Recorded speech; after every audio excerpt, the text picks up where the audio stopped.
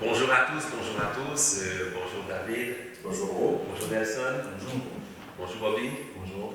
Yes, on est ici afin qu'on puisse vous présenter un podcast sur un sujet qui nous tient vraiment à cœur, qui est l'anxiété. Et on va vraiment parler de l'anxiété avec tout l'impact que ça va avoir dans nos vies, tu comprends? Et aussi, on va amener des solutions et bien sûr une façon de mieux gérer notre anxiété. Avant de débuter, je vais juste commencer à demander aux personnes de se présenter, d'où ils viennent, etc. Ok, bon, moi je m'appelle David Pierre, salut tout le monde, salut les gars. Premièrement, je te remercie au groupe de m'avoir contacté pour pouvoir participer. Et moi, j'ai suivi un cours de PNL, le programme neurolinguistique, pour ceux qui savent pas c'est quoi. Et il y a plusieurs niveaux, donc moi j'ai atteint le niveau maître PNL. Et j'ai pris ce cours-là pour, pour moi, c'est pour moi, pour que je puisse avancer dans ma vie. Je connais les avantages, l'utilité de la PNL, donc ça m'a vraiment aidé à atteindre les objectifs que je voulais atteindre. Et ça m'a accompagné sur certaines lacunes, des blocages que j'avais. Donc pour moi, je pense que c'est un sujet très important qui est l'anxiété, que si la PNL peut montrer l'utilité là-dessus, pourquoi pas, je suis bien content d'en participer. Bonjour David. Bonjour tout le monde, moi c'est Nelson Blanc, je suis coach certifié en PNL. Moi la PNL, je l'ai découvert en cours de route, je pense que j'en avais besoin et à travers le travail qui a été fait sur moi, j'ai découvert l'amour de vouloir aider les autres. Et ça m'a ouvert des portes, ça m'a permis de non seulement me développer individuellement, mais après ça de pouvoir faire des ateliers, des conférences. Moi je suis la personne qui était très très timide. La personne que je ne levais pas ma main en classe pour poser une question, tellement j'avais peur de ma voix, j'avais peur de poser une question stupide. Ça m'a permis de travailler sur ma confiance en soi, de un, mais après ça, de pouvoir me diriger vers les autres. J'ai eu l'opportunité, grâce à Dieu, de faire des conférences, des ateliers en prison, avec des jeunes. Là, présentement, on est un panel d'hommes, et c'est justement une des causes qui me tient beaucoup à cœur, c'est la cause des hommes, la santé mentale, le bien-être et le développement de la confiance en soi. Nice. Merci Nelson. Bonjour, moi c'est Robertson Dorlus, connu aussi sous le nom de Bobby pour certaines personnes. Je n'ai pas suivi les cours de PNL, je fais la base pour être un petit peu avec vous. Mais plus précisément, moi je suis beaucoup plus au niveau de l'intervention. Je suis appelé à donner des conférences, parfois à l'extérieur même du pays. Je travaille avec la jeunesse, je travaille avec une jeunesse qui est plus extérieure, comme travail de rue. Je suis aussi responsable d'un club que j'ai mis sur pied, un club cash flow qui vise au développement du mindset financier. Donc ce sont deux aspects qui font que je côtoie beaucoup le stress des gens et l'anxiété que les gens peuvent avoir aussi. Avec la jeunesse qu'on connaît aujourd'hui, avec toutes les problématiques qu'il y a dehors, je les côtoie quotidiennement. Et aussi quand on parle de finances, on dit souvent finance c'est une source de stress et de problèmes. Yes. Bien sûr. Bonjour Robertson. Moi je m'appelle Jean-Paul, je suis pasteur de l'église Ma Destinée. Et Dieu m'a mis à cœur de recommencer à faire des panels parce qu'on trouve que nous les hommes, on est tellement négligés. Il y a des choses des femmes, ils ont tout pour les femmes, tout. J'ai même vu un podcast sur les cheveux. Je dis, mon Dieu, c'est rendu loin, tu comprends? Puis nous, on arrive, tout ça, c'est comme ça, il faut que nous, on puisse faire de quoi. Et Dieu a raison qu'on s'est dit, on va recommencer avec un podcast sur l'anxiété. Je m'appelle Jean-Claude, pasteur de l'église Ma Destinée. Et je suis coach en programmation neurolinguistique comme David avec Nelson. Je suis aussi un maître praticien en hypnose. Je suis enseignant en programmation neurolinguistique. Et nous sommes ici afin qu'on puisse débattre sur le sujet de l'anxiété. Vous savez, une des choses que l'on fait, nous, avec mon épouse, c'est que nous rencontrons beaucoup de couples. Et c'est fou comment que le stress, et lorsqu'une personne maintenant vit une anxiété aiguë, comment que ça peut tout chambouler un couple. Et là, on arrive, il faut qu'on trouve des moyens afin de baisser toute la charge émotionnelle et que la personne puisse être beaucoup plus efficace pour l'avancement du couple. So, vous savez, je vais tout de suite rentrer dans le vif du sujet. Lorsqu'on parle de l'anxiété, tout le monde est touché. J'ai été surpris de voir le psychologue, le docteur, M. Friedrich Fanger, qui a dit même là que tout le monde est touché par l'anxiété, de petit ou grand. C'est juste que c'est la profondeur qui n'est pas la même pour tous. Il y a des personnes qui arrivent à le gérer très bien, qui est une anxiété tout à fait normale, et d'autres, c'est catastrophique parce qu'ils perdent tous leurs moyens.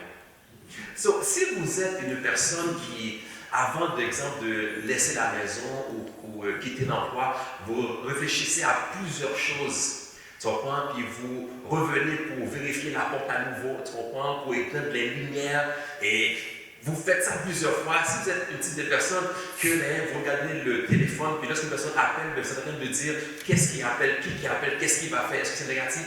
Si vous faites partie de cette personne-là, mais vous êtes victime, si on peut dire, ou touché par l'anxiété. L'anxiété touche à peu près 21% de la société, d'après les statistiques. C'est 21%. Et avec la copine que tout le monde a eue, ce qui s'appelle la COVID, ça a augmenté à 25%.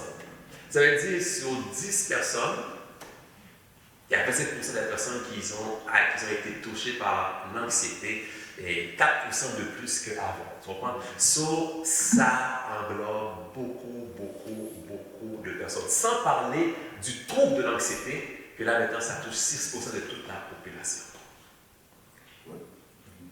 En fait, c'est ça, ouais.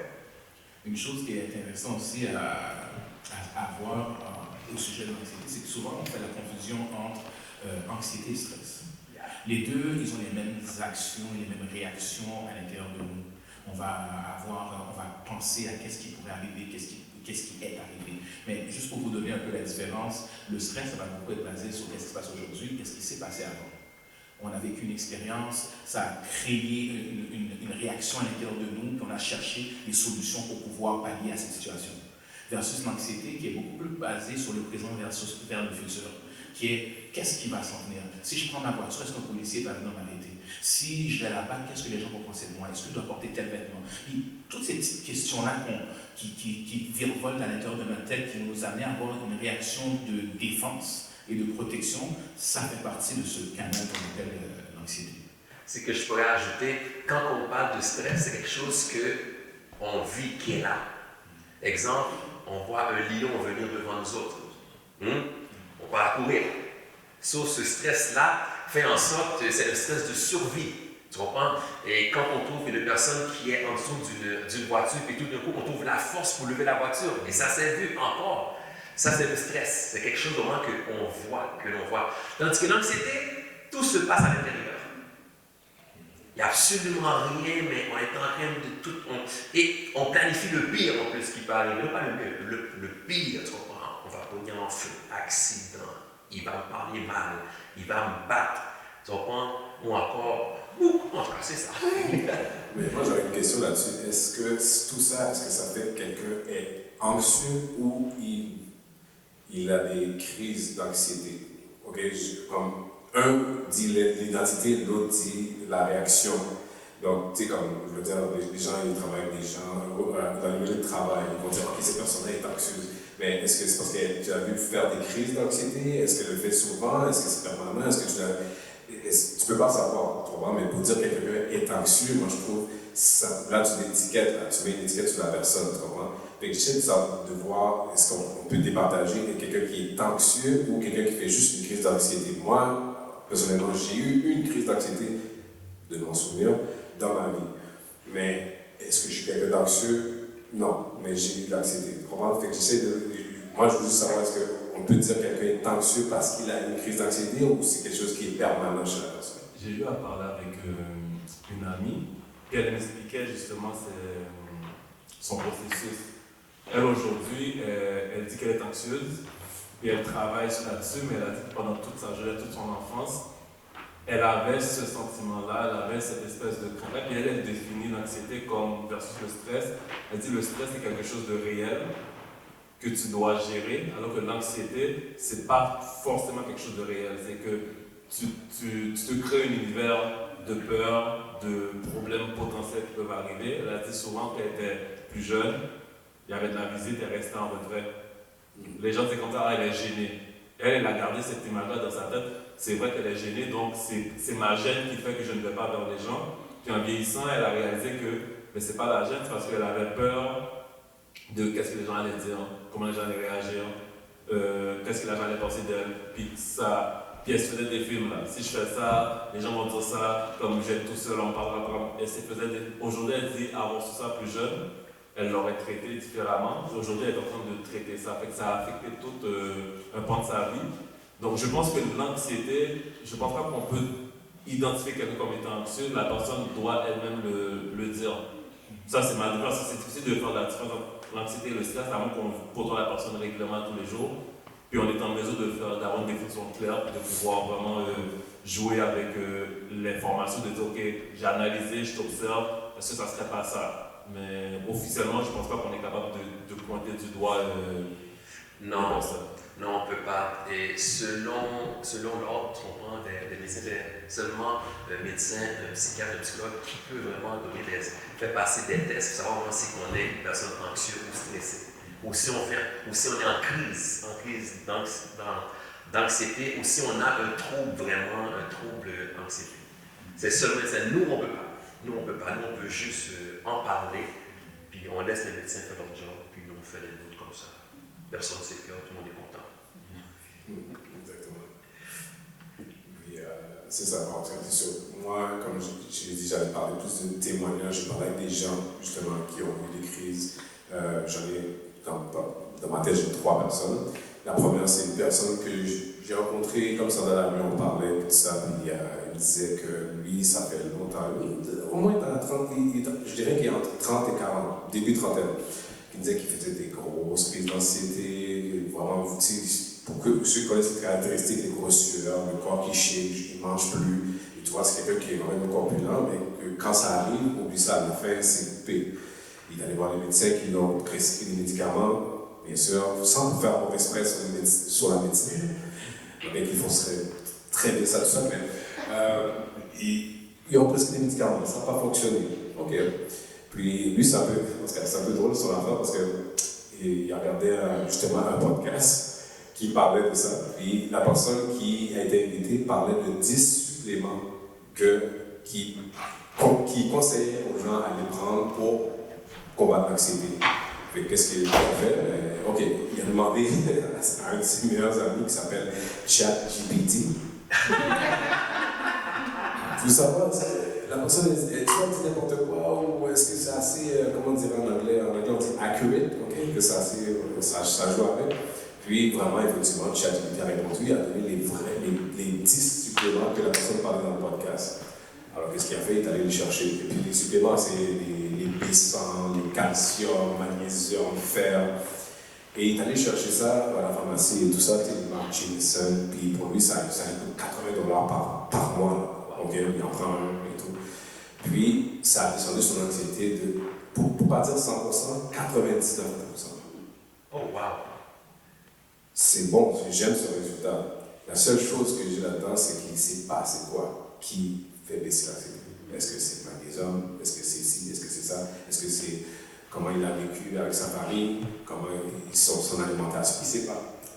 C'est juste ça que je vois que c'est très bon pour lui, mais savoir, est-ce que, encore, je pense que je vais regarder avec les questions. Est-ce que ça serait un placebo? Est-ce que c'est bon? Est-ce que ça serait un placebo? Si on parle d'anxiété, vu que je prends tout ça et ChatGPT l'a confirmé, donc forcément je vais bien. Écoute, tu vois, parce que pour moi, les médicaments, la plupart sont des placebos, donc je peux pas, honnêtement, je ne suis pas professionnel là-dedans, je ne peux pas te le dire, mais la question que j'avais, c'est est-ce que de savoir l'origine, ça peut aider ou c'est nécessaire ou pas? Ou juste savoir, OK, je fais de l'anxiété pour, là, je vais le traiter maintenant.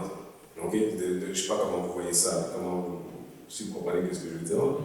Je ne suis pas un expert là-dedans, mais la seule chose que je pourrais dire, c'est que si, mettons, dans la famille, il y a connaissance que beaucoup de personnes ont des troubles de santé mentale ou de l'anxiété, ça se pourrait que tu as douté sans avoir.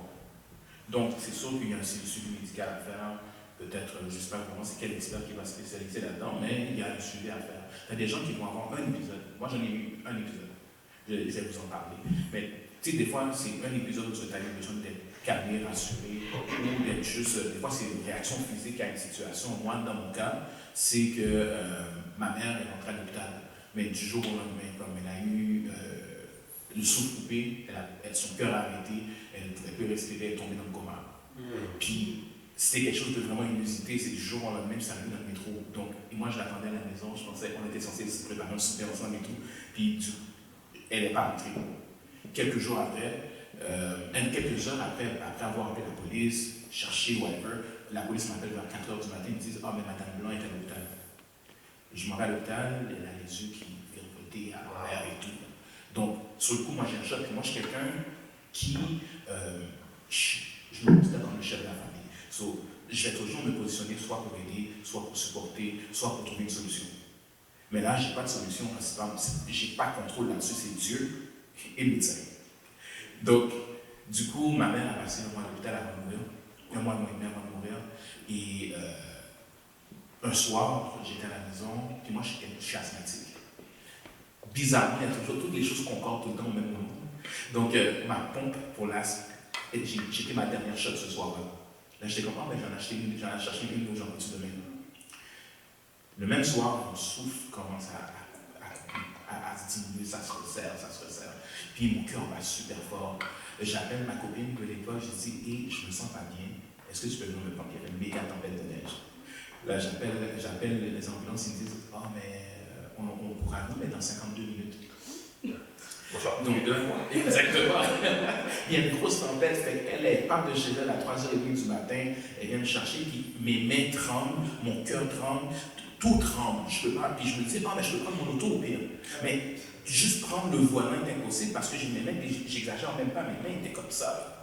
Puis elle est arrivée peut-être une quinzaine de minutes après, puis même elle a brûlé les feux rouges. J'espère que la police n'écoute pas ça, mais elle a brûlé les feux rouges pour venir me prendre. Elle m'a pris, puis je suis assis dans la voiture. Là, il y a une confrontation qui se passe. Il y a l'anxiété que je suis versus la solution de sa présence. Fait que là, je suis confortable dans sa voiture, mais c'est là que mes mains et mes jambes tremblent encore plus. Jusqu'à ce que je sois à l'hôpital, je vais à l'urgence. Et c'est là où on me donne une shot de Ventolin, une grosse shot pour ouvrir mes poumons et me permettre de respirer. Et c'est après qu'ils me disent: tu as une crise d'anxiété. Puis c'est bizarre, parce que l'hôpital dans lequel j'étais, c'est l'hôpital dans ma mère était au 4e étage.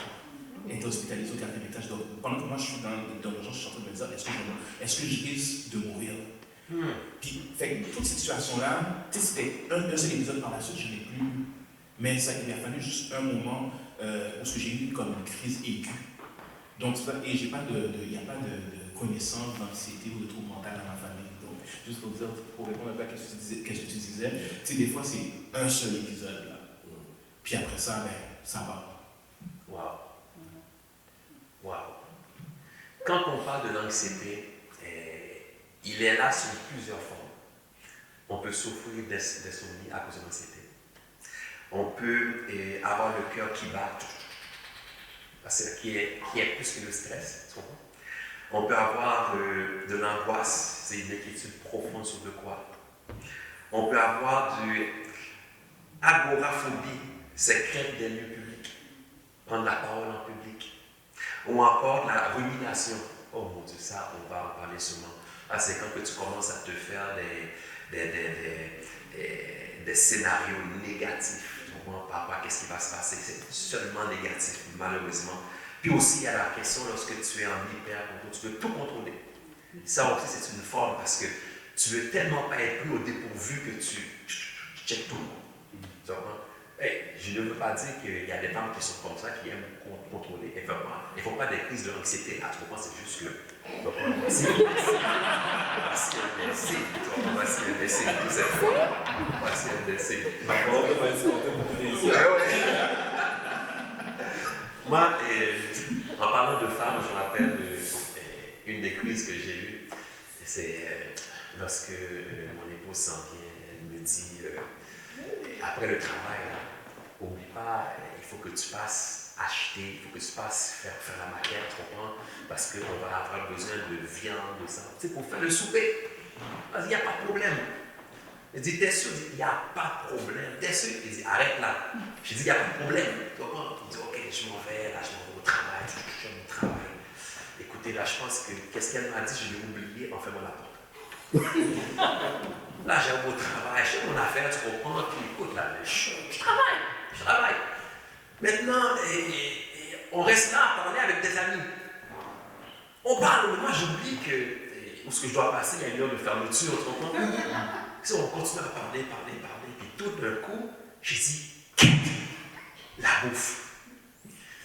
Là, je dis, qu'est-ce que je fais? Là, je pars à courir. Je m'en vais, je pars à courir, la voiture, je passe, fermé. Je passe, fermé. Je passe, fermé. Là, je dis, chiche, je dis, chérie. Là, je suis là, je suis en train de réfléchir. Qu'est-ce qui va se passer quand je vais ouvrir la porte de la maison? Il dit, ça y est, elle va m'attendre. Elle va dire, où sont les choses? Elle va dire, je te l'avais dit. Elle va dire, qu'est-ce qu'on va manger aujourd'hui? Elle va dire, qu'est-ce que va manger ta fille? Là, après ça, hein, puis après ça, elle va passer, tu as aussi oublié ça la semaine passée. Tu fais ça à chaque fois, même la poubelle, tu as oublié ce matin. Là, je commence à me faire un scénario.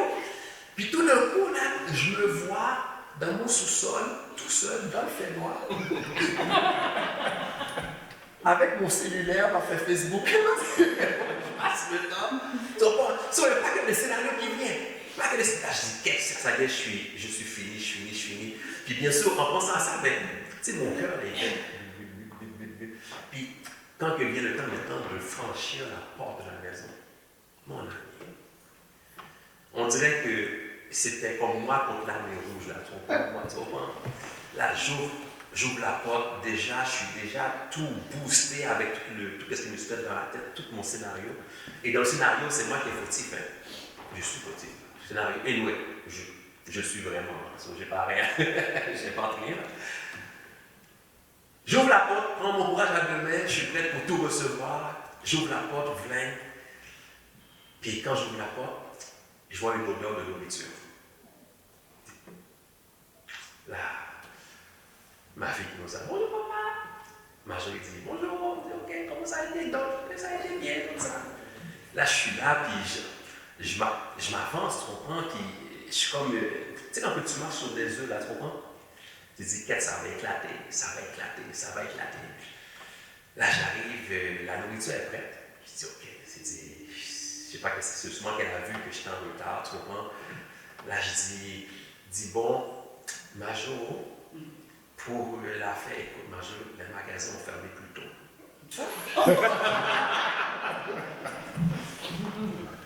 Elle m'a regardé, elle a dit, 10 ans pas plus, je savais. Elle dit, je savais, puis on a comme mangé ensemble, tu comprends? L'affaire, c'est que j'étais anxieux par toutes sortes de scénarios qui ne sont jamais arrivés. Et je me voyais là, on dirait que ma femme c'était Rocky, puis moi j'étais le backside. Mais tout ça, ça a été une expérience de l'anxiété que j'ai eue. Et finalement, ça ne s'est même pas passé comme ça. Cette fois-ci, en tout cas. Ça s'est passé comme ça. Non, cette fois-ci. Cette fois-ci, ça ne s'est pas passé comme ça. Cette fois-ci. Mais c'est ça. Je trouve que par rapport à l'anxiété, c'est fun qu'on a pu comme séparer le stress et l'anxiété. Ok, c'est vraiment fun. Et vous savez, quand on est anxieux, là, le problème est neurologique. Il y a quelque chose qui se passe dans le neurone. Ça s'appelle l'hypothalamus. Et là, maintenant, là, il envoie des signaux. C'est comme si lui qui est là pour gérer le stress, tout d'un coup, là, il vient être déréglé. Puis, quand c'est déréglé, nous, on invente un paquet d'histoires.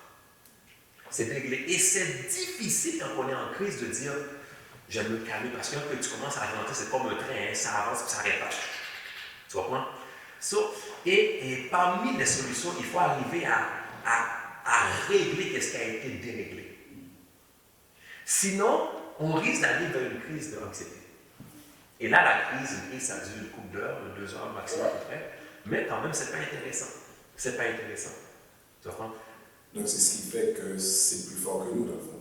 C'est Ça frappe, c'est ça comme une chance, exactement. Oui. Ouais. C'est une chance. C'est comme prendre un booster tout de coup. Ok, mais entre ça et essayer de trouver la solution, c'est une fraction de seconde. On ne la trouve pas, la solution, c'est parti. Quand t'es dedans, même. C'est ça. Des fois, on s'en connaît même plus. On s'en connaît même plus. Comme je dis tantôt, j'avais ma crise. J'ai eu une crise, moi, c'est par rapport à. Bon, moi, j'ai vécu dans la famille typique haïtienne. Je regarde bien, on est tous des haïtiens aussi. Non. Ok. C'est une famille noire. Mais moi, c'est ma mère, ma grand-mère. Et ma mère, j'ai toujours vu comme ça. Ma mère, je connais mon père, mais ma mère nous a élevés. Ma grand-mère, elle remplaçait mon père. Donc, elle est plus la grand-mère tac au tac, old school haïtienne là, que vous connaissez. C'est lui qui vous a donné plus de bâtons que la mère. Puis, c'est du genre là, habitons par l'église. Ok. Puis, t'es arrivé un moment tournant de ma vie, bon, j'ai eu des médailles de la justice, et puis juste avant, il y a eu avant et après avant, toutes mes portes étaient ouvertes, n'importe quel emploi que j'appliquais, c'est fini, j'avais le deal, c'était à moi et tout ça, puis ensuite après, j'ai eu une porte qui a été fermée. Donc pour moi, tout fermé en même temps. Et un bon soir comme ça, j'étais retourné chez ma mère, dans le sous-sol. Il y a une toilette en bas, ma famille est en haut. Et comme je dis, on ne se reconnaît plus. J'étais en train de réfléchir à toutes les portes qui sont fermées. J'avais quoi, 28 ans. J'étais à un moment où je me disais, ok, je voulais prendre ma vie en main, mais j'ai frappé un mur tellement solide que je ne m'attendais pas à ça. Donc c'est là que tout ressort. Il y a quelque chose en toi qui ne savait même pas que c'était là. J'ai parti à pleurer là, comme si quelqu'un était mort dans ma vie. Parti. Puis j'ai réfléchi souvent à cet épisode-là, puis pourquoi j'ai attendu que tout le monde soit en haut, moi je suis en bas tout seul, donc je peux me laisser aller. Je ne sais pas si mon subconscient a dit, ok David, c'est bon, tu peux y aller, tu peux décharger un peu. Fait, pendant que je pars pleurer et tout ça, puis compte de fait, qui m'entend, ma grand-mère, qui vient me voir, elle ouvre la porte de la toilette, elle me voit, et même pas à peine 5 pieds, de ses petits bras, puis elle me prend, puis elle dit, ok, ça va bien aller, tu sais, ça va bien aller, puis ça a vraiment, juste cet épisode-là, juste ce petit geste-là, on dirait qu'elle a dit, ok, c'est ça qu'il fallait qu'elle fasse, puis ça a vraiment baissé la charge, vraiment tout. Après ça, elle a dit, habitons pas à l'église. Ok. Mais à part ça, honnêtement, je n'ai pas eu d'autres épisodes. Donc, pour moi, je ne suis pas quelqu'un d'anxieux, mais j'ai eu une crise. Donc, c'était sans doute une crise légère. Si on met des paliers légers, moyens, et puis permanents, j'étais souvent dans la légère. Mais je l'ai vu quand même. Donc, c'est pour ça que c'était ma crise, c'est mon histoire. Je trouve ça intéressant ce que tu dis, parce que ça me montre encore plus la pertinence de l'événement d'aujourd'hui. C'est parti de plusieurs choses que tu réussis à une seule chose que tu n'as pas réussi, ça crée un boom. Puis souvent, comme homme, que ça soit exprimé ou pas, on a ce poids continu qu'on se met, que la société met, parce qu'il y a un certain standard qu'il faut respecter. En tant qu'homme, il y a un standard à respecter culturellement parlant, il y a un standard à respecter dans l'environnement où on est, ou peut-être même dans notre famille. Chaque famille a des standards, il y a des familles où tout le monde est médecin. Si tu arrives comme un artiste, t'es bizarre. De l'autre côté, tu as des familles qui sont tous des artistes. Si tu arrives comme un médecin, t'es bizarre. Donc, il y a cette responsabilité, cette réponse qu'on doit donner, parce que tu y réponds, que tu ne réponds pas, il faut que tu répondes à quelque chose. Et la première personne qui va répondre, c'est toi. C'est toi qui vas répondre parce que là, tu assumes de poser une action ou de ne pas poser d'action. Et ce que je trouve parfois dommage, c'est que dans la société, on ne met pas assez de l'avant le fait que les hommes, on va assumer certaines places où on va se taire à certains moments pour laisser les choses passer. On a dans nos familles, des fois, il y a des choses qui se passent. Par exemple, si tu es un chef de famille, je ne sais pas si tout le monde est marié, si les hommes qui sont aussi sont mariés, Non, Marie. Des fois, il y a des choses que tu n'as pas envie de faire.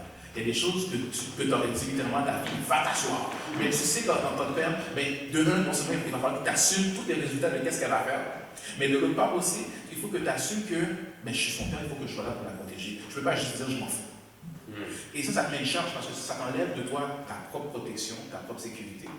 Et ça te met aussi hors de qu'est-ce que tu étais en train de faire il y a quelques secondes avant de devoir assumer ce rôle-là. Donc, et l'homme trouve, étant donné qu'on n'a pas encore établi de plateforme où ce que l'homme peut s'exprimer régulièrement, mais cette confiance-là, en fait, on fait confiance à nous-mêmes ou à nos boys, ou peut-être à une bonne amie. Des fois, on a toujours une bonne amie, on dirait qu'elle est moitié gars, moitié fille, on dirait qu'elle comprend tout. Puis, dans son cas, c'est sa grand-mère, parce que sa grand-mère aurait pu venir, puis il aurait fait juste essuyer ses larmes, puis il aurait dit, oh non, tout est correct.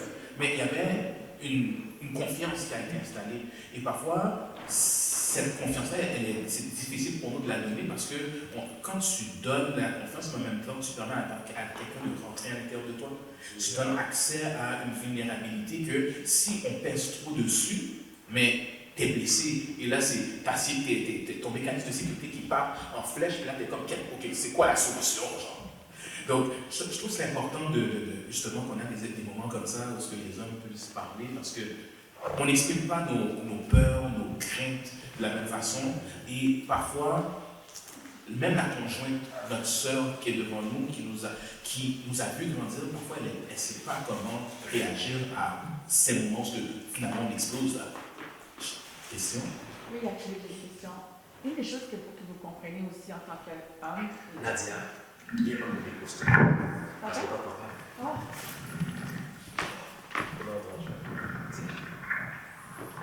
Une des choses qu'il faut que vous compreniez aussi, c'est que les femmes, nous autres, les femmes, on est plus capables de s'exprimer, mais vous, les hommes, vous restez toujours restreints à vous parce que dans la communauté, on vous a montré à juste pas parler. Quand on a peur de dire, vous avez peur de dire ce que vous pensez.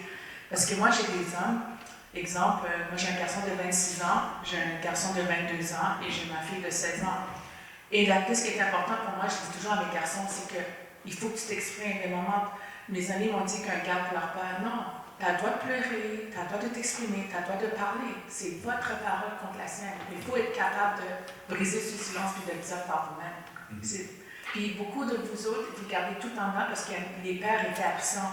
Mais même si les pères ont été absents, le rôle de la mère, c'est qu'il faut que tu sois, comme moi, j'étais une maman monoparentale. Le père n'était pas là, mais je disais à mes enfants, même si papa n'est pas là, c'est pas parce qu'il t'aime pas, c'est parce que lui-même, il vit des moments difficiles. Tu sais, il ne faut pas mettre la négativité pour que ça crée quelque chose dans la relation de le petit gars, tu peux comprendre. Alors moi, ce que je vous dis, c'est qu'il faut vraiment que vous êtes des pères, vous êtes des maris, vous êtes des personnes, mais il faut vraiment que vous brisez ce silence, puis que vous montrez à vos enfants c'est correct de parler quand on a des problèmes à parler.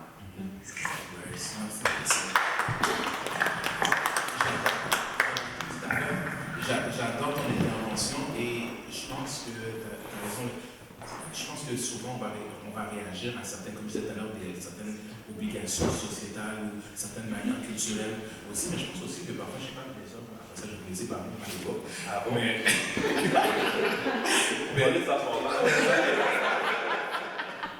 la seule chose que je veux dire, c'est que, tu sais, l'homme, souvent, on va tester notre confiance. Oui. Et ça vient à différents niveaux. On va tester quelque chose de petit, on va vous raconter une histoire, on va vous raconter quelque chose d'italique, on va raconter une vieille histoire du passé, puis regardez un peu vos réflexes. Comment vous allez réagir? Est-ce que tu vas me donner un conseil ou tu vas me juger? On va le tester au fur et à mesure, mais la chose, c'est que l'homme, par réflexe, vu qu'on protège, on ne va pas trop s'élargir dans la quantité de choses qu'on va vous donner, du moins au début. Au fur et à mesure, si tu montres que tu as signe de confiance, je vais te donner, je vais danser la salsa devant toi avec un chapeau sur la tête. Mais, tu sais, au début, on teste. Puis, souvent, on va te demander, mais l'information que je t'ai donnée, qu'est-ce que tu vas en faire?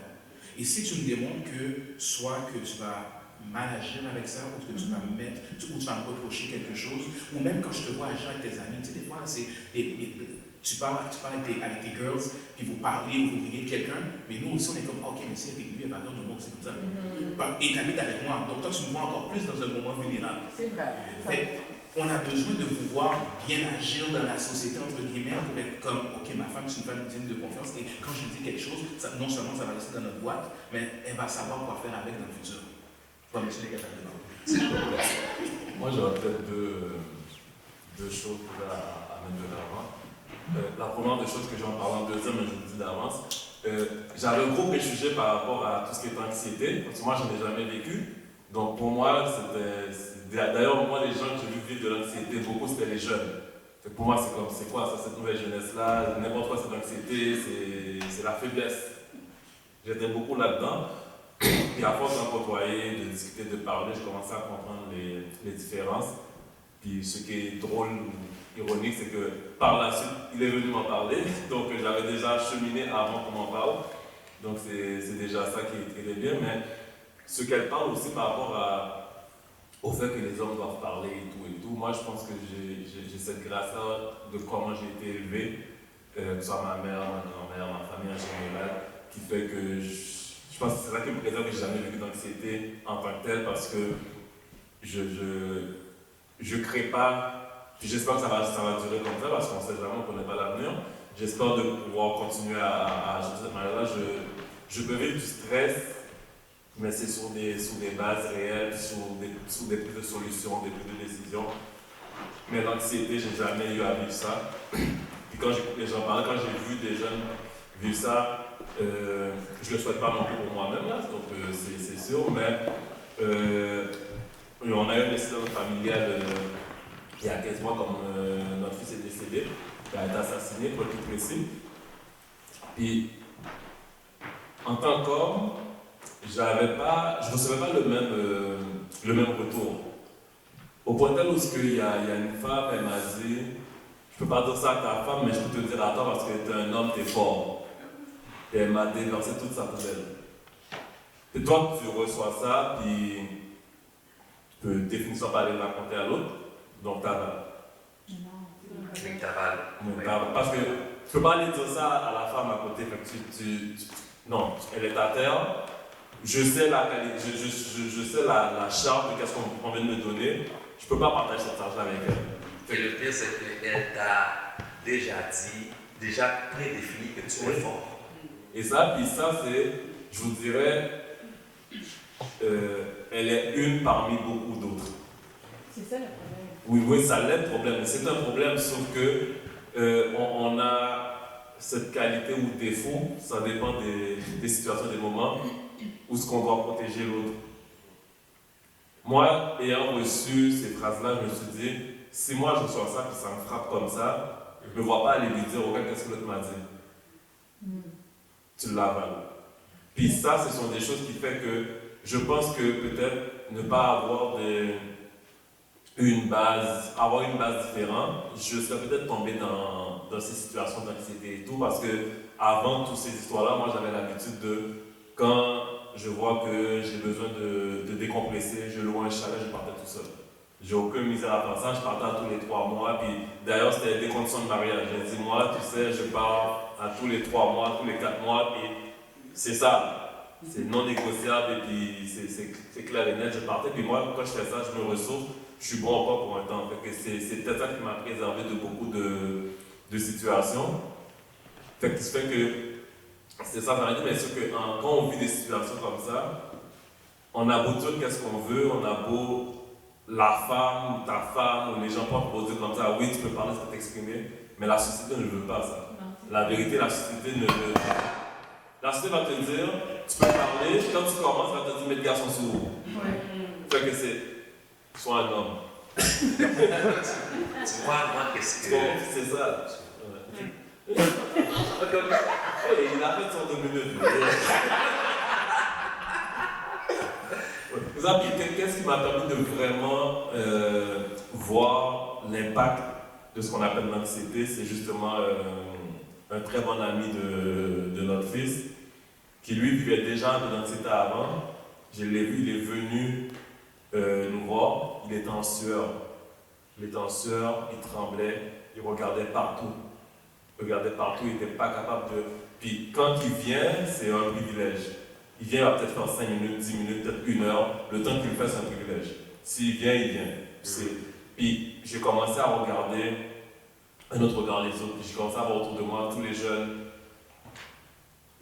Ils se montrent des films à la Steven Spielberg dans leur tête, là, tellement qu'il y a d'anxiété. Puis là, maintenant, mon approche suivante, c'est vraiment comment déconstruire ça avec eux tranquillement, enlever le jugement, vraiment déconstruire avec eux pour arriver à évoluer avec eux. Mais moi, je dirais personnellement, c'est encore très tabou. Pas tabou dans le sens qu'on ne veut pas le savoir, mais c'est un préjugé parce qu'on connaît le stress. On connaît les difficultés qu'on peut avoir, les solutions et tout, mais quand on dit anxiété ou ce que tu perds le contrôle, c'est pas quelque chose qui est popularisé, qui est connu. Mais ça, c'est un trouble anxieux. Ça, c'est vraiment à l'extrême. Tu vois, moi, qu'est-ce que je trouve comique, c'est quand coach Nelson a parlé, puis il a dit, il a montré comment un homme, tu comprends, comment quelqu'un qui va partager de quoi avec sa conjointe ou son épouse, puis là, il en donne petit à petit. Et jusqu'à temps qu'il sent qu'il peut avoir confiance en elle. Mais si vous saviez, moi, quand je rencontre des couples, avant que le gars se décide de parler à sa femme, comment qu'il se prépare à mettre tout son courage pour dire à sa femme, voici qu'est-ce que je vis. C'est-à-dire, écoute, le gars, il pense là. Parce que il n'a jamais appris à être franc. Non, parce que sa propre mère lui a dit d'être un Superman. Sa blonde lui a dit d'être un Superman. Sa femme lui a dit d'être un Superman. Maintenant, là, il faut qu'il dise comme ça à sa femme, maintenant, que, écoute, qu'est-ce que je t'ai fait croire durant un couple d'années, là? Qu'est-ce que tu m'as dit? Ben, c'est pas vrai parce que là, j'ai mal, là, j'ai peur qu'on fasse faillite, là, j'ai peur, tu comprends? So, c'est beaucoup d'énergie pour qu'il puisse avouer qu'il a failli, qu'il puisse avouer qu'il a un problème, qu'il puisse avouer qu'il n'est pas un Superman. Tu comprends? So, lorsque l'homme vient vous parler là, de qu'est-ce qu'il vit là, mais réfléchissez à tout ça, toute l'énergie qu'il a dû mettre pour l'avouer, parce qu'il n'a pas été habitué à ça. Et comme il a dit, tant que Bobby a dit, et la femme a dit, je sais que tu peux le prendre. Déjà, il dit, tu es un homme de glace, tu es un homme de fer. Tu comprends? Tu es avant Iron Man. Tu as crié Hulk. Mais oui. Tu peux en prendre. So, il faut prendre ça en considération. Parce que nous avons été formatés pour être. Et malheureusement, ça n'empêche pas qu'on vit l'anxiété. Ça n'empêche pas qu'on le vit parce que des fois, je ne sais pas. Tu ne sais pas. Une chose que moi j'ai pu remarquer, Superman, là, il n'a jamais pleuré dans une bande dessinée. Il n'a jamais eu mal. Ben, c'est Superman dans une bande dessinée. Il n'est pas humain. Malgré ça, il a la kryptonite qu'il a faibli. Seulement la kryptonite. C'est la femme, ça? Non, c'est pas. C'est la femme.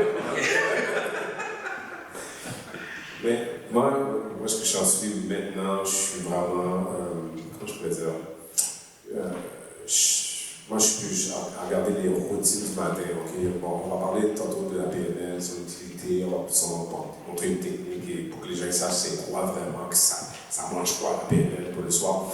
Mais des petits trucs faciles, comme tantôt je parlais de ma grand-mère, j'ai parlé de quelqu'un qui avait le supplément, quelqu'un d'autre qui parlait de ses crises vraiment tellement énormes qu'il était obligé d'aller scanner 2 fois son cerveau pour savoir s'il y avait quelque chose dedans parce que c'était trop pour lui et c'est à cause dû à je pense il passait le barreau, il s'est passé le barreau, donc à cause de cette situation-là, ça lui a donné des crises d'anxiété, puis tout ce qu'il faisait c'est sortir, il marchait, il appelait un de ses amis, puis je tapais le blague.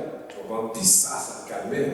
Donc c'est comme des petits trucs que, moi c'est ce que j'aime, trouver des petits trucs, des petites façons que je peux faire en moi-même, tout seul, c'est chez moi, dehors, whatever, pour essayer de calmer quelque chose qui est gros comme la terre. Tu comprends? Ça peut être une respiration. J'ai regardé sur YouTube, il y a un mec qui s'appelle, si vous allez sur YouTube, il y a un mec qui s'appelle Andrew Huberman. un neurophysicien qui donnait un petit truc. Je pense que ça va rapporter l'hyperventilation. Donc, inspirer assez rapidement et puis relâcher, mais le plus longtemps possible. Ça fait calmer le cœur, ça donne un message au cerveau de tout va être calmé. Moi, chaque matin, j'essaie de faire le plus souvent le wind-off breathing. Je ne vais pas aller trop loin là-dessus, mais c'est aussi l'hyperventilation. Et ensuite, on va faire quelque chose que je suis sûr que la moitié des gens ici ne vont jamais faire de leur vie, une douche froide. Mais froide, pas de chaud. 3 minutes, c'est un anti-stress. 3 minutes? Oui. Toi, je savais. Je n'ose pas, c'est 12 secondes max. 3 minutes. 3 minutes, c'est assez pour vraiment. C'est un anti-stress, ça booste ton système immunitaire, ça facilite la circulation sanguine.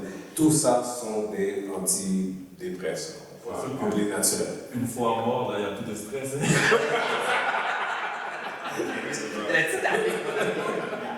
Donc, c'est plus des trucs comme ça, changer l'alimentation, des petits trucs faciles là, que j'aime bien trouver. Donc, c'est pour ça que quand j'essaie de conseiller avec des gens, comme si je parlais chinois, ils disent, douche froide, non, c'est correct. Laisse-moi qu'on accepte pas. Mais c'est là, c'est juste que les gens on n'a pas été habitués, on n'a pas appris ces genres de techniques-là. Tu comprends? C'est pas tout le monde ici qui sait comment être entrepreneur, qui sait investir, qui sait parler aux femmes. C'est pas tout le monde, mais quand on reste, comment je peux dire, on se rencontre sur nous-mêmes, on regarde où sont les lacunes, puis on dit, OK, il y a toujours une solution. Ce que j'essaie de dire, c'est qu'il y a toujours une solution à tout. J'ai juste essayé de trouver où est-ce qu'on peut chercher et trouver la solution. Tu vois, tu as parlé de parler aux femmes. Et quand tu vas poser une fille, là, mon Dieu, tu fais des scénarios terribles. Tu dis, si elle dit non, qu'est-ce que je dis? Qu'est-ce que je fais? Comment je peux dire ça? Tu sais, moi, une des méthodes que j'utilise, et on appelle ça la non scientifique là. On défait tout le scénario.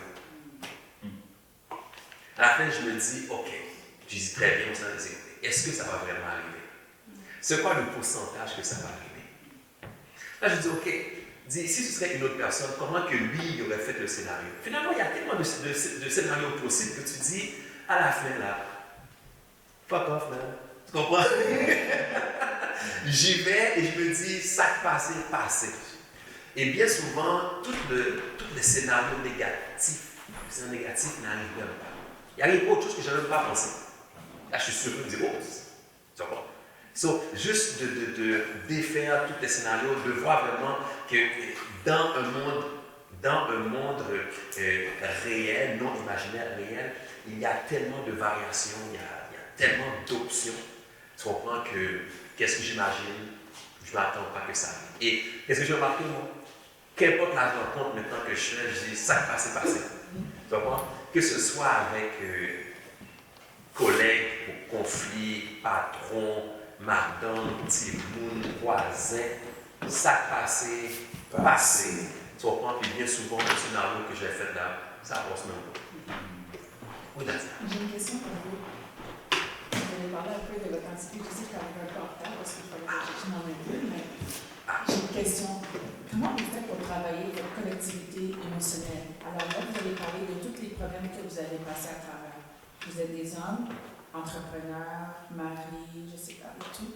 Mais qu'est-ce que vous faites pour travailler votre intelligence émotionnelle par rapport avec vos défis d'anxiété ou vos défis que vous avez de la misère à faire? Je comprends que tu dis que tu prends une douche froide et tout, mais quand même, le problème est ça. Qu'est-ce que tu fais pour travailler? Parce qu'un des problèmes que j'ai remarqué, surtout avec les hommes, l'orgueil ne leur permet pas d'aller chercher de l'aide. Puis malheureusement, c'est important d'aller chercher de l'aide pour briser ce silence dans la communauté. Qu'est-ce que vous faites? Parce que j'entends beaucoup de gens quand je rencontre qui me disent « moi, je ne veux pas devenir comme mon père n'a jamais été là pour moi, mon père n'a pas fait ci, mon père n'a pas fait ça. » Oui, mais là, tu deviens grand, tu deviens un adulte et tu fais les mêmes erreurs que ton père. Et je me souviens, quand tu étais jeune, tu as dit que tu n'allais pas devenir comme ton père. Alors, comment on fait pour travailler l'intelligence émotionnelle en tant que vous? Je ne sais pas c'est quoi la situation avec votre fils, mais mes condoléances, mais je veux juste savoir qu'est-ce que vous faites par rapport à tu viens de ton fils est décédé. Quand même que, je ne sais pas comment t'es arrivé, mais moi je dis pas à mes enfants que t'es fort. Malheureusement, je dis à mes enfants, c'est correct. Puis moi, you cry. Parce que moi, mes enfants m'appellent ma Donc, pour moi, ce qui est très simple, c'est de trouver quelqu'un. Quand on dit trouver un mentor, ça peut être un mentor, ça peut être un pasteur, ça peut être n'importe qui a déjà passé par le problème que tu recherches et comment il l'a fait. Pour moi, ça a toujours été la solution la plus simple possible, mais qui est tellement compliquée à faire pour certaines personnes. Parce que vraiment, ils n'ont pas appris ou whatever. Lire un livre, écouter des audiobooks et tout. Ça, c'est ma solution pour n'importe quoi que je voulais atteindre et n'importe quel problème que j'ai reçu. Donc, ça, je pense que ça a toujours le cas pour moi. Moi, c'est du coaching. Moi, j'ai du monde à qui je fais confiance, à qui je sais que je peux parler. C'est pas nécessairement toutes les sphères de ma vie que je parle avec une seule personne. Il y a des gens que j'ai plus confiance, mettons, sur un volet, puis une autre affaire que j'ai plus de confiance sur un autre volet. Donc, je répartis un peu. C'est sûr que je ne rencontre pas toutes les affaires, mais je répartis ça un peu. Puis aussi, nous, les hommes, on est des êtres de compétition. On va toujours être considéré être compétition, on va toujours se positionner, autant un envers l'autre que dans la société. J'essaie aussi de me raisonner à me dire, des fois, tu vas avoir des limites. Il y a des choses que tu ne vas pas être capable de faire. Je sais que c'est plus facile à dire qu'à faire parce que ça roule en tête, mais tu peux quand même réussir. Fait j'essaie de me remettre les deux pieds sur terre pour me dire, OK, mais jusqu'à là, t'es bon.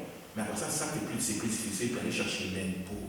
Mais après, là, ça vient avec un problème de représentativité. On n'a pas assez d'hommes dehors, officiers, qui font qu'est-ce qu'on fait pour être comme, OK, mais je vais parler à Bobby.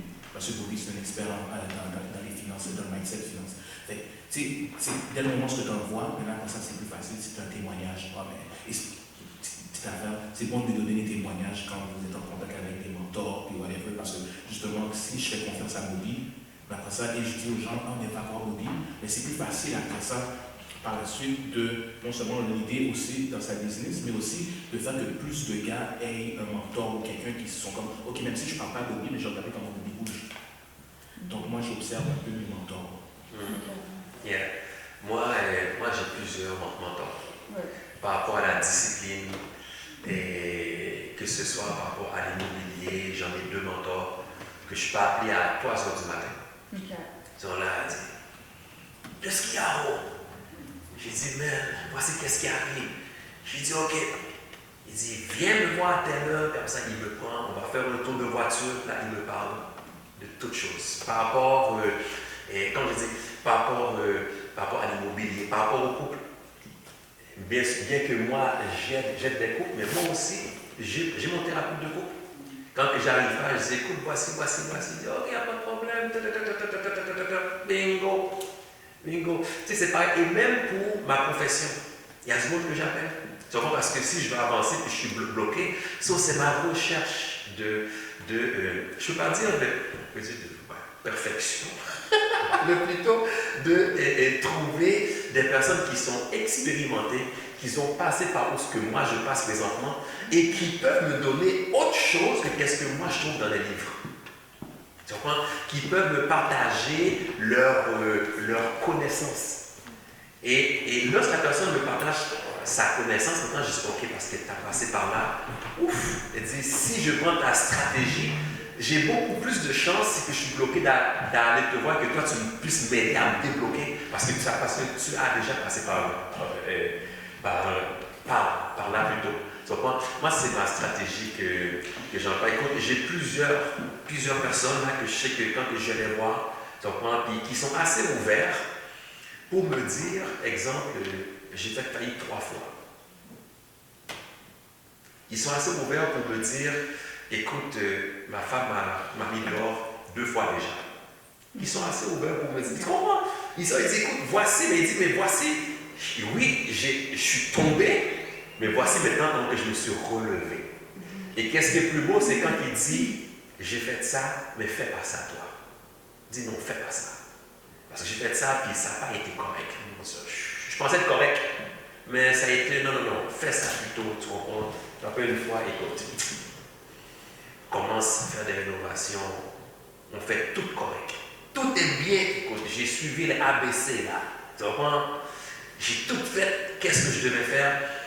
Puis quand on commence à briser les murs, mon rénovateur me dit, il faut qu'on refait tout. Je dis, comment ça, tout? Il dit, oui, il n'y a rien qui tient. Ça a été fait par mon oncle. Je dis, c'est pas vrai. Elle dit, tout. Il me dit, oui, tout. Elle dit, écoute, enlève, et quand tu arrives au point que tu peux garder, on garde. Il n'y a pas de problème. Après une semaine, il me dit, viens voir. J'arrive, je suis sous le béton, je vois le toit comme ça. Là, je commence à trembler. Et j'ai tremblé, mon ami, j'ai tremblé comme il faut. J'appelle mon mentor. Jean-Louis, il vient tout de suite. Puis là, il commence à marcher comme ça. Puis je le suis. Allez, reviens. Là, il dit, bon, ok. Je lui dis quoi? Il dit, écoute bien là. Tu ne feras pas 100 000, mais tu vas faire 50 000 seulement de profit. Ça voulait dire que tu ne vas rien faire. Mais tu ne feras pas faillite. Tu comprends? Puis là, il m'a dit, fais ça, fais ci, fais ça, fais ci. Ça, c'est un mentor que lui-même a fait faillite. Là, maintenant, il fait juste me dire, tu comprends, puis comment il a géré ça. Puis il m'a dit, je le sais, tu penses le dire à ta femme. Je dis, oui, parce que tu comprends, ça va sortir beaucoup. Il dit, attends un peu, fais pas ça. C'est parce que si que tu fais ça, 2 personnes stressées, les 2 têtes stressées dans le couple, ce sera pas bon. Il dit, attends, pas tout de suite, attends, je vais te dire quand. J'ai dit, ok, mais je tremblais là. ça sort par dizaines de milliers, là, pas 10 piastres, là, tu comprends, ça sort. Mais ce mentor-là m'a sauvé. Il m'a sauvé. Mon anxiété a fait, il était toujours là. Il était toujours là. Sur moi, c'est vraiment avoir plusieurs mentors spécifiques, des spécialistes, ceux qui ont passé par là et ceux qui peuvent vraiment me donner un soutien, tu comprends, qui peuvent me... Parce que même sur le problème, des fois, il mange des volets. En tout cas, pas... On entend quelqu'un qui t'a sauvé du mariage aussi. T'as sauvé beaucoup de choses. Of course, oui, beaucoup. Mais moi, en fait, c'est ça. Ça ressemble un peu. La première des choses, par rapport à je m'écoute. Je suis quelqu'un qui m'écoute. J'écoute mon corps, j'écoute ma tête, j'écoute mon état d'esprit. Si je suis fatigué, ben je suis fatigué. T'as beau me dire ce que tu veux, je vais monter le lit, je ne vais pas bouger. Si... Quoi donc c'est vraiment, moi quand même, je suis un exemple banal, j'aime beaucoup le sucre. Mais des fois mon corps me dit j'ai trop de sucre, j'arrête. Je m'écoute, c'est très important. Ça c'est le premier aspect par rapport à comment je fonctionne. L'autre aussi, c'est que je m'entoure aussi. Comme eux autres, j'ai un cercle d'amis assez restreint, puis c'est eux que j'ai autour. Puis l'autre chose aussi par rapport à la situation que je vous exprimais, ben, on a adhéré à une place où justement on peut échanger avec des gens qui comprennent et qui ont vécu pour la plupart la même situation. Donc on est capable vraiment d'échanger là-dessus.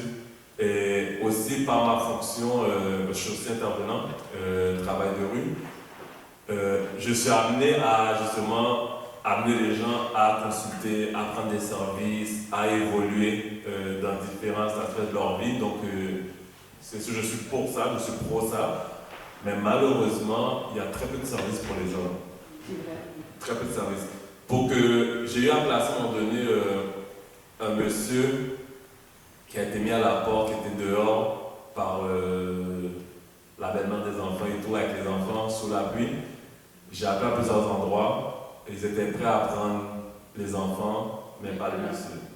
Pour qu'ils prennent l'homme, il fallait que l'homme aille dans un endroit pour alcoolique et tout, mais il n'est pas alcoolique. Sinon, il faut qu'il soit violenté, il n'est pas violenté. Sinon, c'est avec les itinérants, mais lui, il dit je ne peux pas me séparer de mes enfants. Fait que on a fini par lui louer une chambre d'hôtel. Mais c'est ça qui est difficile. C'est tout ça. Puis moi-même, je suis en attente depuis 14 mois et demi, 15 mois d'un psychologue. Donc j'en ai fait la demande, je suis ouvert à ça et j'attends. Quelqu'un qu'on doit convaincre que c'est une bonne chose qui doit aller, imaginez. Fait que aussi, on a à connaître cette personne-là, je le vis avec les jeunes, quand la personne est convaincue, c'est maintenant. Hein. C'est pas ok, maintenant que tu es ouvert, tu es convaincu, on se revoit dans 3 ans. Non, ça marche pas. Là. Donc il y a très peu de services. Donc je pense que c'est peut-être pour ça que nos réponses se ressemblent. Vu qu'il y a très peu de services, on s'est bâti un réseau. On s'est bâti un réseau. Lui, il a déjà vécu, je me colle à lui. Lui a telle expérience, je me colle à lui. On a des amis de confiance. On s'est bâti un réseau. Puis je pense que c'est malheureusement d'ici à ce qu'on puisse avoir des services adéquats ou en assez grande quantité. Ça, c'est la première étape. Deuxième étape, il faut reformater les hommes à utiliser ces services-là. D'ici là, il faut se bâtir un réseau. Fait que les hommes qui disent que les psychologues ou tous ces services-là, c'est pas bon, c'est pas intéressant, c'est pour les fous, bâtissez-vous un réseau. Au minimum, bâtissez-vous un réseau. Moi, il y a une personne qui est déjà venue me voir pour vraiment son problème d'anxiété spécifiquement. Et on sait, étant comme coach PNL, on ne peut pas traiter l'être, on ne peut pas. So, on peut seulement accompagner. Là, lui, il vient voir, il dit, écoute, voici, j'étais voir un psychologue, il dit, j'ai mis dehors, j'étais voir un psychiatre, il me donne des pilules, puis je suis en train de le mettre dehors. Puis c'est le 2e ou le 3e, puis là, je suis rendu à toi. Il me dit, qu'est-ce que tu peux faire pour moi? Là, c'est sûr, quand il me dit ça même, je me dis, bon, déjà dans le cours, on nous a préparé à ça. J'ai fait l'ABC du cours, pour me préparer simplement. Et il a tout simplement commencé à me raconter sa situation et tout. Moi, je lui ai dit comme ça, écoute, je vais t'encourager fortement à continuer à voir le psychiatre, à continuer à voir le psychologue. Moi, je suis là pour t'accompagner. Et on a fait plusieurs rencontres ensemble. Et c'est vraiment, écoute, on a fait des rencontres coaching culturel, on a fait de l'hypnose ensemble. Et j'avoue là qu'à chaque fois, il y avait comme quelque chose de bien, mais ce n'était pas encore. C'est dans une rencontre tout simplement, et par hasard comme ça, je dis, tiens, on va faire ça maintenant. Et lorsqu'on a fait cette technique en PNL, on a été vraiment, on a fait une technique PNL. Tout simplement.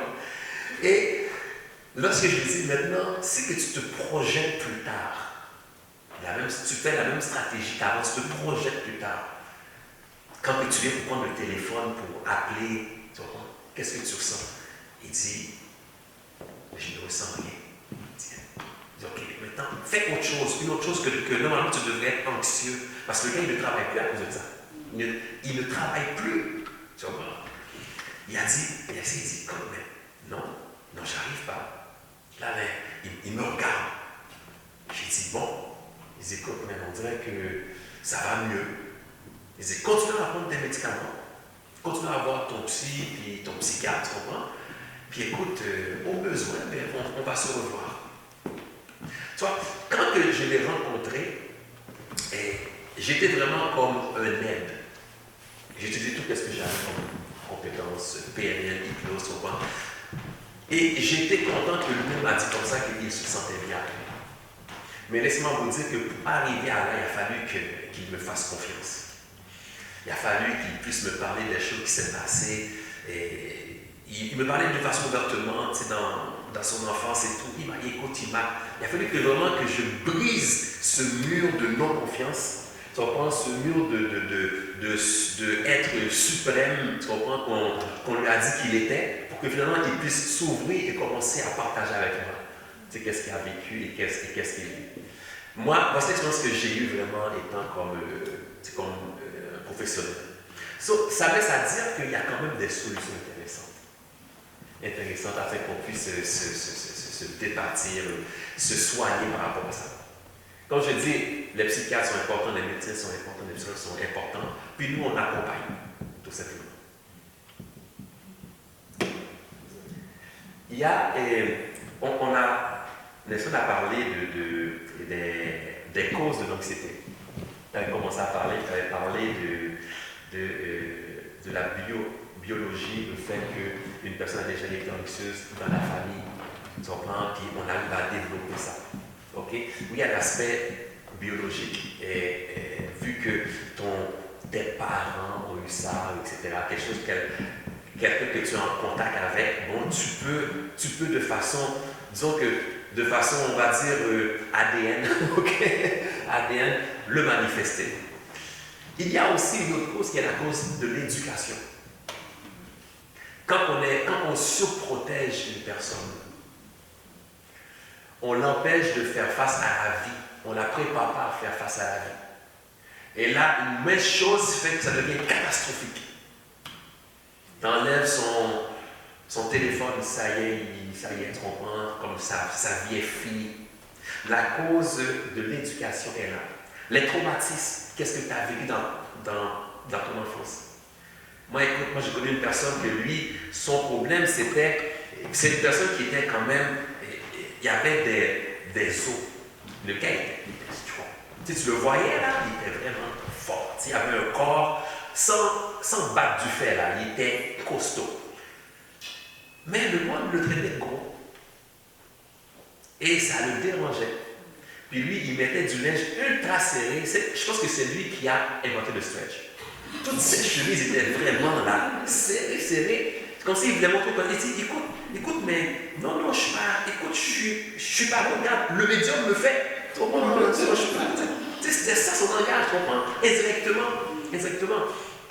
Et puis il avait vécu cette anxiété-là parce qu'à cause qu'on avait traité de gros durant tout le temps. Puis lui, le fait qu'on a traité de gros, ben, il s'est mis dans sa tête qu'il était rejeté. Et depuis qu'il est rentré dans une classe à l'école, je vais être rejeté. Le prof ne m'aimera pas. Les élèves vont rire de moi. On va faire X, Y. Tous les scénarios ridicules qu'on trouve dans les films d'adolescents, tout était pour lui. C'est juste quand il est rendu grand qu'il a vu que les femmes aimaient les gars costauds. Là, maintenant, il a commencé à déboutonner. Il montre le coup de poing qu'il avait. C'est comme s'il il a défait toute sa façon de penser qu'il avait par rapport à cette situation. Et c'est maintenant vraiment que son anxiété par rapport à cette cause-là n'est plus. Oui, il y a la cause des traumatismes. Okay? Il y a l'autre cause qu'on n'en parle pas beaucoup, mais qui est là. Et écoute, ça ne vient pas de moi. Hein. Ils sont des chercheurs de statistiques exactement.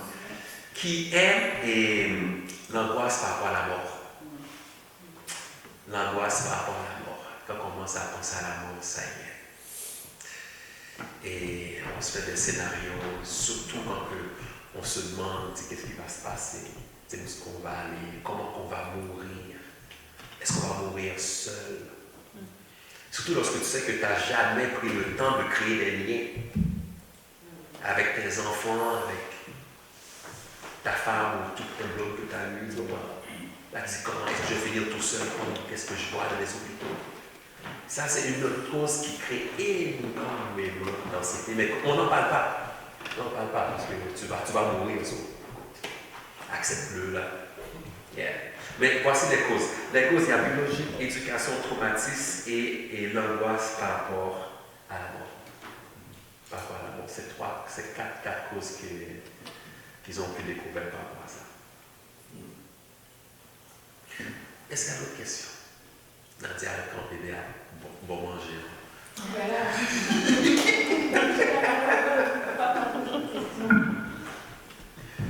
Je pense que c'est la rentrée. Yeah. On a bien, je pense que. Yeah. C'est dans ce passage. Une question? Micro. J'ai d'autres solutions. Vous avez parlé de plusieurs pistes de solutions, surtout dans la vie. Donc, j'ai retenu beaucoup l'eau froide. Ouais, je pense que c'est juste moi ici. Ah, je m'en fous ici.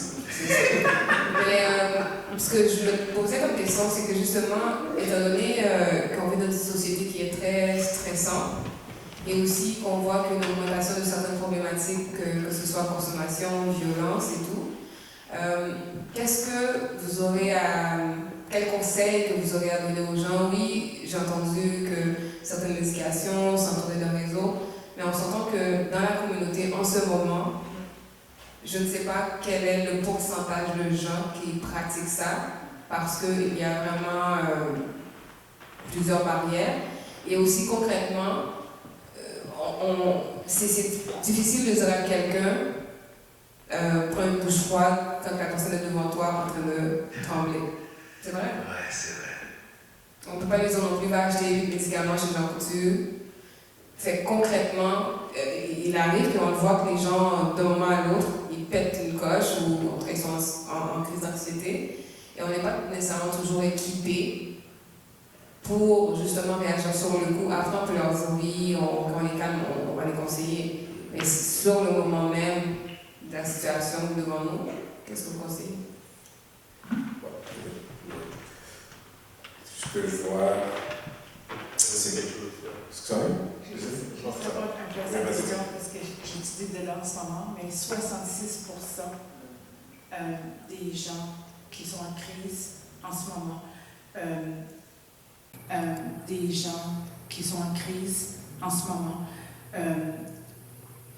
il n'y a pas beaucoup les médicaments ne fonctionnent pas. Il montre que ça fonctionne dans le domaine, parce que je suis à l'Institut de recherche pour la santé mentale, puis 66% des médicaments qu'on donne à certaines personnes ne fonctionnent pas. Ça démontre que ça fonctionne, mais ça ne fonctionne pas. Et qu'est-ce que vous ne savez pas non plus, c'est que le trauma d'une personne racisée et le trauma d'une personne blanche, ce n'est pas la même médication qu'on devrait avoir. Et c'est ça que je veux vous dire, parce que en ce moment, moi, je suis suivie aussi avec un psychologue, puis c'est un monsieur qui fait des recherches. Puis, il a testé 2 médicaments, puis il a dit comment tu te sens. Puis, un des médicaments m'a fait devenir j'étais dans un autre état et tout, j'étais en crise. Et l'autre médicament, qui était pour les personnes racisées, parce que c'est quelque chose qui n'est pas encore accepté ici, mais qui est aux États-Unis, mais ça m'a calmé un peu. C'est juste pour vous montrer que, vraiment, il faut aller chercher de l'aide, mais il faut savoir prendre le bon psychologue, parce que nos traumas n'est pas le même trauma qu'une personne non racisée. Alors, excusez-moi, c'est pas le supplément que, OK, aujourd'hui, maintenant, je conseillerais plus les gens à aller plus dans les produits naturels, genre plus bio, essayer d'éliminer tout ce qui est toxique, tout ce qui est, comment dirais-je, processed food, les McDo et toutes ces affaires-là. Mais ça, c'est ma réponse non professionnelle. Je donne une hypothèse comme ça, mais je regarde où est-ce que les gens ont plus d'attention, c'est dans les réseaux sociaux. Donc, tu vas donner n'importe quelle page Facebook ou Instagram à quelqu'un selon, justement, comme j'ai dit tantôt, le problème que la personne est en train de passer. Elle va juste cliquer, suivre, puis si on regarde les fils d'actualité, ça va passer, puis des solutions. Parce que je vois qu'Instagram, Facebook, en fait, je ne sais pas s'ils commencent à se réveiller, mais ils commencent à donner plus de posts pour éveiller la conscience des gens. Je ne sais pas si je suis le seul qui a remarqué ça. Est-ce que vous avez vu ça aussi? Oui? OK. On peut en parler bien, en mal, mais les réseaux sociaux peuvent contribuer parce que c'est là que tout le monde est présentement. Donc, on n'a pas le choix. J'ai trouvé une page qui était super intéressante, qui parlait de Black History, qui parlait de tout ce que les Noirs ont contribué dans l'histoire, comment, qui a inventé la lumière, qui a fait ci, qui a fait ça. Et vraiment, je regardais ça, puis je me sentais tellement fier en regardant juste 3 posts. Puis c'était des choses que je ne savais pas, ou quoi que ce soit. Donc, pour moi, il faudrait vraiment mettre un focus là où on voit les solutions, on voit que ça fonctionne, on voit que ça a marché pour d'autres, mais pour des gens, comme tu as dit, racisés ou des gens qui nous ressemblent. Donc, c'est plus là que je vois qu'il y aurait une solution. Est-ce que vous avez... Je vais donner aussi mon avis non professionnel. Je pense que, d'une part, un peu comme je disais tout à l'heure, je pense se faire accompagner. Et là, encore, soit par, pas nécessairement un coach, mais des fois c'est un grand frère, un cousin. C'est quelqu'un qui inspire confiance. Puis d'autre part, il y a aussi cette partie où des fois on développe de l'anxiété, mais plus par rapport à nos compétences, par rapport à qu'est-ce qu'on pense qu'on n'est pas capable de faire, qu'est-ce qu'on pense qu'on peut faire. Dans le fond, c'est de travailler, d'aller chercher tout ce qui est un peu de la confiance en soi. C'est le gym, c'est quelque chose, souvent on en parle, quand un gars a un break-up, il va aller au gym, puis après ça, il va partir sa confiance, il va se nourrir de livres, de s'entourer, manger. Je pense qu'il y a une hygiène de vie hors de qu'est-ce qui est comme l'exemple qu'on donnait tout à l'heure de toute la famille à l'anxiété, ça c'est sûr, c'est plus. Là, je m'écarte de ça pour un instant. Je parle vraiment plus en termes de comportemental, le langage. Comment tu parles, comment est-ce que tu te parles. Tu sais, je dois, je devrais, avoir su, j'aurais dû. Tu sais, il y a des mots qu'on se dit qui rajoutent un poids encore plus grand que sur la circonstance elle-même. Ouais. Donc, c'est de faire attention à comment on dit, qu'est-ce qu'on dit, les mots qui sortent de notre bouche sont créateurs. Donc, tout ce que tu crées, tu vas y croire, puis le fait que tu y crois, mais tu vas en développer une habitude, puis une culture, puis un dogme. Puis c'est ça que tu vas transférer. Les enfants, quand ils nous voient, souvent, les enfants, quand ils nous... C'est pas vraiment qu'est-ce que tu leur dis de faire ou pas faire qu'ils font. Ils voient qu'est-ce que maman et papa ils font dans la même circonstance. Donc, c'est d'aller bâtir justement cet environnement pour soi-même où ce qu'on est bien, où ce qu'on se sent confortable, où ce qu'on est capable de changer notre mindset, et puis que si ça va pas bien, qu'on est capable d'aller voir quelqu'un et de dire, en passant, je sais que tu as sorti de telles circonstances, comment est-ce que tu as fait? Par la suite, d'aller chercher justement quelqu'un qui va venir raffermir ce positionnement avec du coaching, ou peut-être des fois c'est juste des vidéos audio, des fois c'est sur YouTube, comme tu disais avec les médias sociaux. Tu sais, il y a le mauvais côté des médias sociaux, ce qui est un peu du n'importe quoi, mais il y a l'autre côté aussi, tout ce que tu te nourris. Tu sais, des fois, les séries, on va regarder beaucoup de séries ou des vidéos sur YouTube qui vont nourrir une certaine perspective des choses. Un homme doit faire 100 000 $ par année pour avoir une copine. Mais si je ne suis pas un homme alpha, et si je ne fais pas 100 000, ça veut dire que je n'ai pas le droit d'avoir une copine? Oui. Donc, automatiquement, c'est pas le droit. C'est ça, je suis condamné. Et ça vient rajouter, c'est les titres. Les titres qu'on se rajoute, homme alpha, une bêta, aussi comme ça vient rajouter un poids supplémentaire, puis l'homme va se percevoir moins qu'eux. Puis qu'est-ce que ça fait comme effet? C'est que ça contrebalance sur les autres après, sur les autres gars, sur les femmes. Parce que si moi je me sens mal, puis je sens que tu m'écrases, mais moi je vais essayer de t'écraser pour me sentir mieux. Donc c'est aussi d'être, même en tant que communauté, beaucoup plus conscient de qu'est-ce qu'on amène envers les femmes, puis envers les hommes, puis envers les enfants. Est-ce que quand je parle à un homme, quand je m'adresse à un homme, c'est quoi que j'éveille en lui? Est-ce que j'éveille le leader en lui? Ou est-ce que j'éveille une personne que j'écrase? Moi-même en tant qu'homme, est-ce que quand je parle de moi-même, est-ce que je parle de moi comme quelqu'un en qui j'ai confiance? Est-ce que je me fais confiance? Est-ce que j'ai développé des habitudes comme exemple, je ne tiens jamais mes promesses? Ça peut créer une anxiété. Je ne ferai jamais mes promesses. Là, Bobby ou Rose me dit, Nelson, j'ai confiance en toi, fais tel projet, c'est pour le 5. Mais je sais que moi, je ne réussis jamais les affaires. Sur là, il y a une anxiété qui s'installe parce que là, je suis comme, je sais que je devrais le faire et Rose a confiance en moi. Je suis où? Donc, je pense que c'est cette hygiène de vie générale avant même d'aller vers autre chose. Et par la suite, si on n'est pas capable d'installer cette hygiène, mais après ça, de se coller aux gens qui peuvent nous accompagner dedans. Excellent. Et moi, par rapport, là, si une personne est en crise et je ne peux pas me prononcer, tu comprends?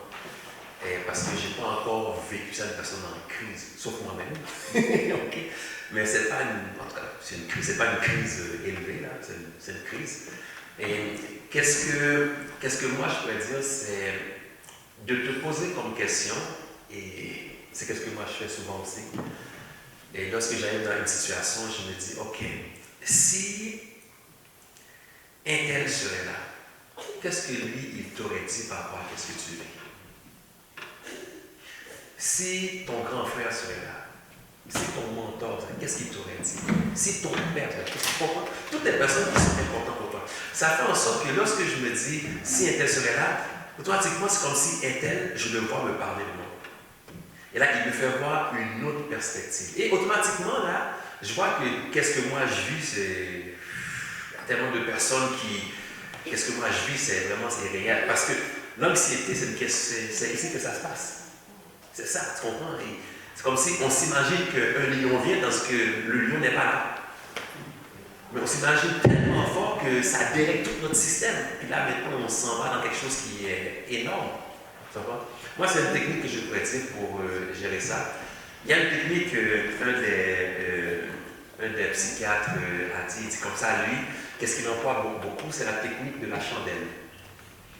Et la chandelle, c'est très simple, c'est une chandelle pour les Haïtiens, c'est une baleine.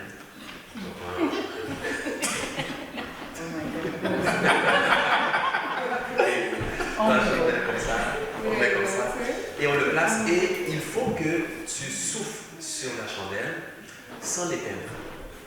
Il faut qu'elle batte à 45 degrés. Si tu l'éteins, c'est pas bon. Tu souffles qu'elle bat à 45 degrés. Et tu fais ça pendant le plus longtemps possible. Ça fait en sorte que lorsque tu fais ça, ben, ton système se tranquillise. Et ce système, c'est une technique qui est prouvée, tu comprends, qui est aussi enseignée. Tu vois, je ne l'ai jamais essayé. Je n'ai pas de chandelle, je fais la lumière, j'ai mon cellulaire. Tu comprends? Mais c'est une façon de faire, c'est une des solutions. Tu peux avoir des chandelles dans sa poche, peut-être. Ah oui, exactement. Et on veut qu'il y avait ça. Moi, je dirais peut-être plus mon avis semi-professionnel, basé sur des expériences vraiment liées au travail. Puis comme je dis, moi, je suis beaucoup plus au niveau de la jeunesse. Il y a énormément de violence dans la jeunesse. Et en analysant, en observant, on s'est rendu compte qu'il y a beaucoup de choses qui viennent jouer là-dedans. De un, le système de lequel on a aujourd'hui, comme on disait un peu plus tôt, ils sont surprotégés. Donc, quand une situation survient, ils ne savent pas comment gérer une situation. Donc, automatiquement, on tombe dans l'anxiété. Parce qu'ils vont imaginer toutes sortes d'histoires, ils vont imaginer plein de choses et puis ils ne savent pas comment gérer. Ils sont surprotégés. Même aujourd'hui, il y a certaines écoles qui interdisent aux enfants de faire des équipes. Parce que premier capitaine, deuxième capitaine, parce que le dernier peut se sentir exclu. Wow. Alors que ça doit forger la personne aussi. Oui, t'es dernier, mais travaille pour être premier. Mais il y a plein de choses, il y a plein de théories, mais c'est toutes des choses parce que maintenant tout le monde surprotège les enfants qui font que ils savent plus. Moi, c'est même pas aujourd'hui qui m'inquiète, c'est la génération qui est en train de venir. Ah oui, c'est pas. Ils ne savent pas prendre de décision, ils ne savent pas gérer leurs émotions, ils ne savent rien gérer du tout. Là. Même que je vois des jeunes personnes diplômées qui rentrent. J'ai un ami qui est directeur de l'organisme communautaire. Les gens ils rentrent, ils n'ont aucune expérience, ils exigent des salaires. Et après ça, ils veulent syndiquer un organisme communautaire. Ils veulent se syndiquer, mais ils n'ont pas 6 mois dans l'organisme. Hein, et ils sont partis avant que le syndicat rentre. Juste pour vous dire tellement que ils sont là-dedans, ils sont plus là-dedans. Moi je veux, mais c'est beaucoup de choses qui ont été oubliées. Puis aujourd'hui, j'ai remarqué qu'il y a beaucoup deux émotions qui ressortent beaucoup de ces jeunes-là. C'est la colère et le renfermement. Fait qu'on a des jeunes qui vont se renfermer ou qui vont être totalement dans la colère. Et malheureusement, les réseaux sociaux, tablettes, cellulaires, ordinateurs, nommez-les là, toutes ces choses-là où les jeunes sont toujours dessus. De un, la concentration est altérée. Parce que lire sur une feuille de papier dans un ordinateur, ça bouge. Fait qu'imagine le jeune, il se lève le matin, il est sur son cellulaire, il fait le trajet sur son cellulaire, il arrive à l'école, il lui reste 20 minutes d'attention possible. Il écoute, après il est fini. À la pause, ce qu'il fait, il retourne sur son cellulaire, puis c'est comme ça. Puis là, ils ont de la misère à l'école, pas parce qu'ils ne sont pas brillants, parce qu'ils ont eu la capacité d'absorption, d'écoute nécessaire. Je suis sur un groupe Instagram pour les biens du travail et tout. Il y a des jeunes dedans, puis on suit ça. Je vous dirais que aucun de ces jeunes-là dépasse 16 ans. Peut-être un 17 ou aléatoirement, puis c'est extrêmement violent. On parle d'intimidation, on parle de taxage, on parle de bagarre, tentative de viol, mettre l'arme dans la bouche d'un autre. Puis calculer que c'est à la grandeur de Montréal et les environs, et ils n'ont pas 16 ans. Ce que je vous dis là, c'est 13, 14, 15 ans. Ces jeunes-là, ils vivent à travers les écrans, favoriser l'échange, les aider à trouver des solutions, les apprendre à avoir des échecs. Moi, je pense que protéger un enfant, tu ne lui rends pas service. Il faut qu'il ait des échecs. Il faut qu'il apprenne qu'il ne peut pas toujours gagner, mais comment faire pour améliorer. C'est important parce que c'est là qu'on va avancer. Puis, toute la portion de violence, là, est-ce que vous fouillez la chambre de vos enfants? Est-ce que vous regardez qu'est-ce qu'ils regardent sur Internet? Est-ce qu'ils ont un accès limité aux réseaux sociaux? Si on regarde bien, on prend parler avec TikTok en Chine. Ceux qui, eux, ils regardent, c'est très différent de un. Et leur TikTok à eux dure 30 minutes. Après, il y a une pause obligatoire. Fait qu'il y a tous ces éléments-là, parce que nous, en Amérique du Nord, ça ne fonctionne pas. Puis, c'est pour ça que je disais, moi, avant, dans ma jeunesse, le monde cité, ça n'existait pas. Pas parce qu'il n'était pas là. C'est juste que je pense que de plus en plus, ça gagne en proportion, parce que de plus en plus, on n'apprend pas à gérer la vie. On n'apprend pas à gérer les situations de la vie. Nous, avec tout le bagage qu'on a, on en a subi de l'anxiété. Là, tu prends un jeune qui ne communique pas, qui ne sait pas communiquer, qui ne sait pas gérer les échecs, qui ne sait pas rien gérer. Donc, on s'attend à ce qu'il réagisse mieux que nous. Puis avec le bagage qu'on a, on a eu des crises. Ouais. C'est très compliqué, oui. Il faut peut-être le micro, je pense, pour le son. Je vais renforcer ce que tu dis. Il est long. Oui, il est long. Je voulais juste parler d'un fait vécu, justement, qui renforce ce que tu dis. J'étais monoparental, j'ai un garçon aujourd'hui qui a 26 ans. Mais avant la COVID, je voyais vraiment qu'il y avait un trouble anxieux qui commençait. Mais c'est un garçon qui se défoulait beaucoup au gym, donc ça le calmait. Et quand les gyms ont fermé, là, ça a été la dérape. Et ça a été la dérape, il a commencé à consommer la marijuana sous forme de gouttes, sous forme de peu importe comment il pouvait pour essayer de calmer ses nerfs. Et puis finalement, j'ai eu une crise. Une vraie crise en sueur. Il maigrit beaucoup, ses propos étaient incohérents, il pensait qu'il pouvait parler aux animaux et tout. Et j'ai dû appeler l'ambulance. Et d'où vient aussi souvent, je reviens avec notre communauté, c'est que l'urgence psychiatrique, là je parle juste, j'ai aucune expérience là-dedans, je parle de mon fait vécu. L'urgence psychiatrique de Montréal, c'est l'hôpital Saint-Mary's. Donc on part de Montréal-Nord en ambulance, il va jusqu'à là-bas. Arrivé là-bas, on sait que notre communauté, on est très présent à l'hôpital. Tout le monde me dit que je suis méchante de faire ça à mon enfant, parce que c'est un staff majoritairement haïtien qui est là-bas. Oh, madame, pourquoi tu fais ça? On va l'hypothéquer, on va lui donner un dossier psychiatrique. Regarde comment il est beau, regarde comment il est mon fils, là, il est propre. Il fait même un fake dans sa barbe.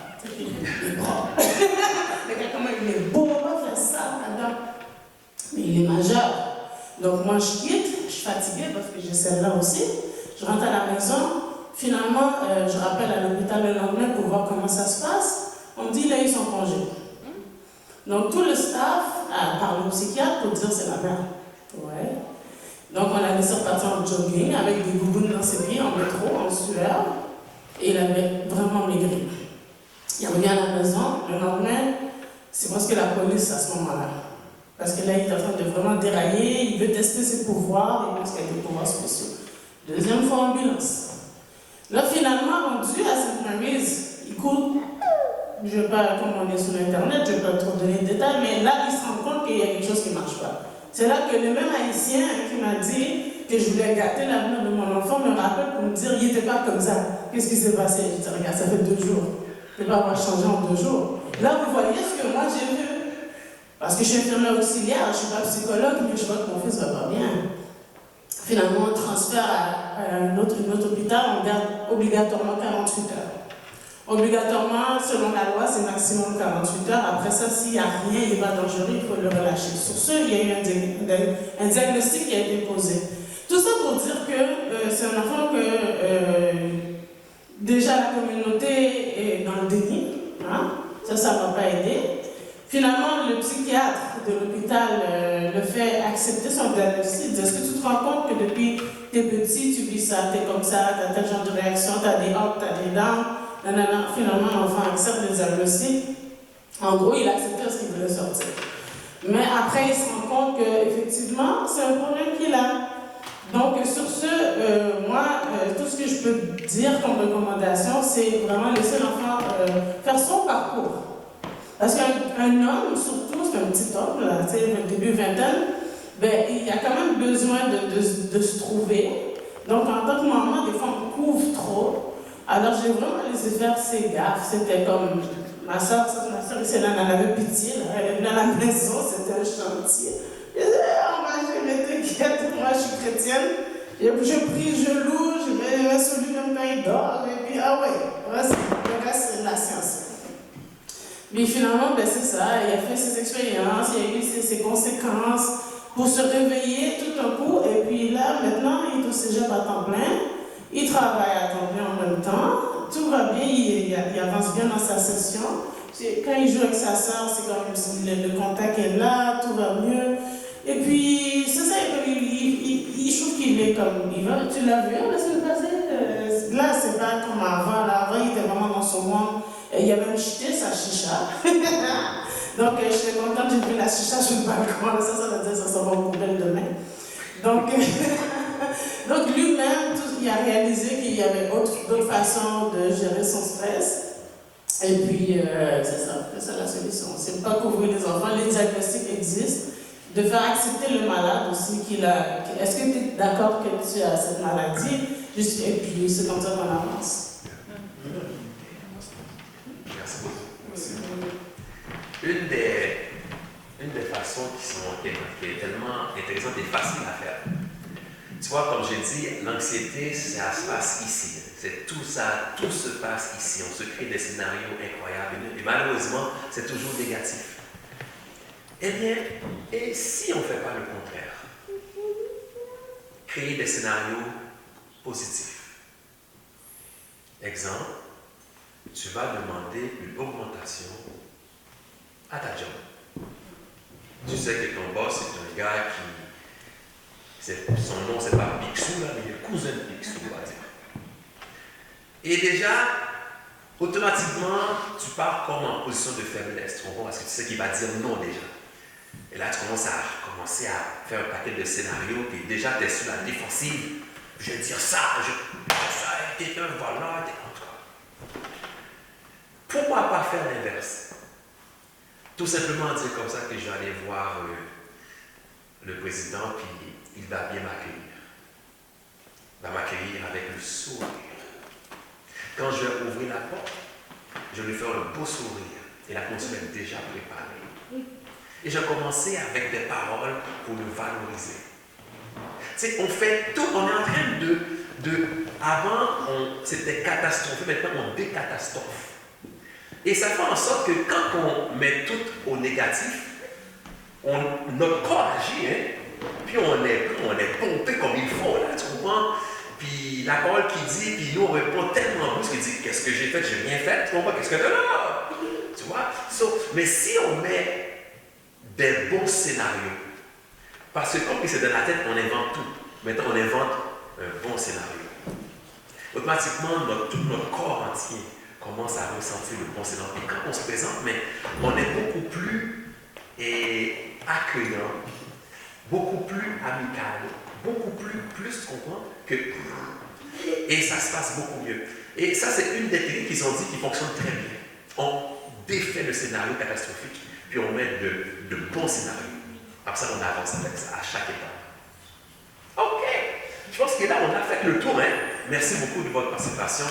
Et là, elle n'est pas encore finie, mais on va présenter Nelson qui va nous... Yeah, bien sûr, monsieur. Yeah. Nelson. Parfait. Merci d'avoir été un très très bon public et d'avoir participé. Là, on passe à la dernière phase de notre événement d'aujourd'hui. On va faire une petite technique PNL juste pour vous faire expérimenter un peu c'est quoi, d'une part, mais également pour sortir avec un mindset un peu positif. Vous êtes avec moi? Vous êtes avec moi? Oui. Amen.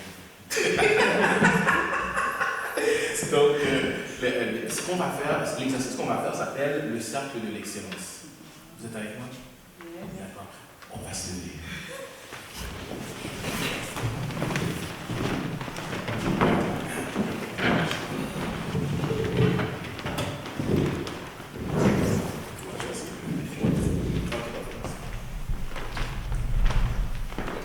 On va faire cet exercice-là en deux parties. Je vais commencer avec vous et on va continuer par la suite, mais j'aimerais juste vous préparer mentalement à l'exercice, ok? Donc, je vais vous inviter à fermer vos yeux. Ne vous inquiétez pas, je n'ai pas touché à votre portefeuille, donc vous pouvez réellement fermer vos yeux. Excellent. Donc, je vais vous inviter à prendre 2 ou 3 grandes respirations. Remplissez vos poumons.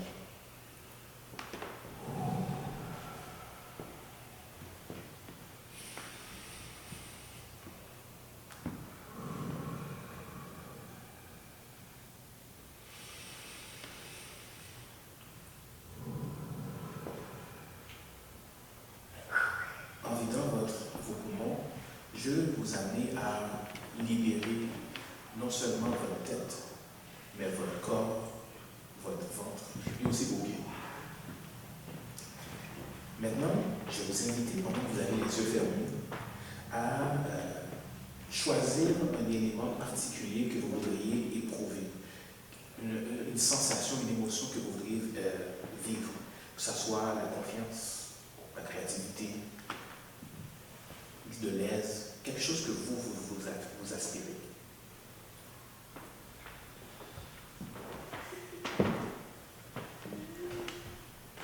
Lorsque vous l'aurez trouvé, faites juste hocher la tête.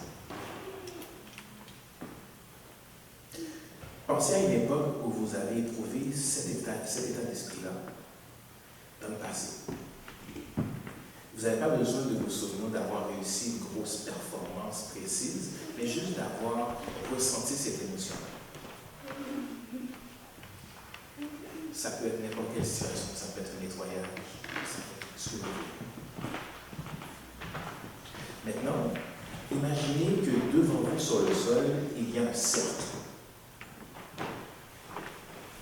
Vous pouvez donner n'importe quelle couleur à ce cercle, la couleur qui vous fait plaisir.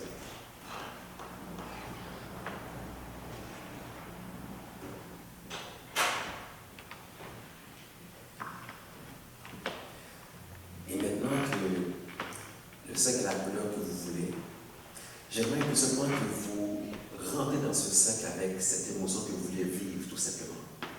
De façon symbolique, vous faites un pas, vous rentrez dans le cercle. Avec la couleur que vous avez mise, avec l'émotion que vous avez vécue, qui a été une émotion agréable. Si maintenant, l'émotion est à 5 sur 10, on le monte à 6 sur 10. Et si c'est à 6, pourquoi pas le monter à 7 sur 10? C'est comme si que vous montez le timer, vous montez de 7 à 8 sur 10. Et vous montez à 9 sur 10. Pourquoi pas? On le vit pleinement à 10 sur 10. Cette émotion agréable que vous aimez. Et tiens, on prend un petit bonus, 12,5 sur 10. Yes, on le vit, on est dedans.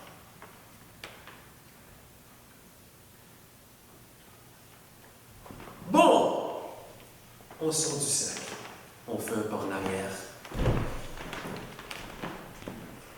Maintenant, dans ce cercle-là, il y a la couleur que vous voulez avec l'émotion que vous y avez déposée. Là maintenant, j'aimerais que vous puissiez penser à une autre émotion que vous aurez aimé vivre. Que ce soit une rencontre agréable ou encore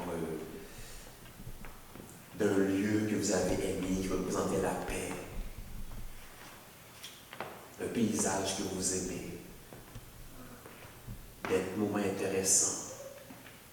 Vous réfléchissez à ce moment et tout simplement, quand que c'est réfléchi,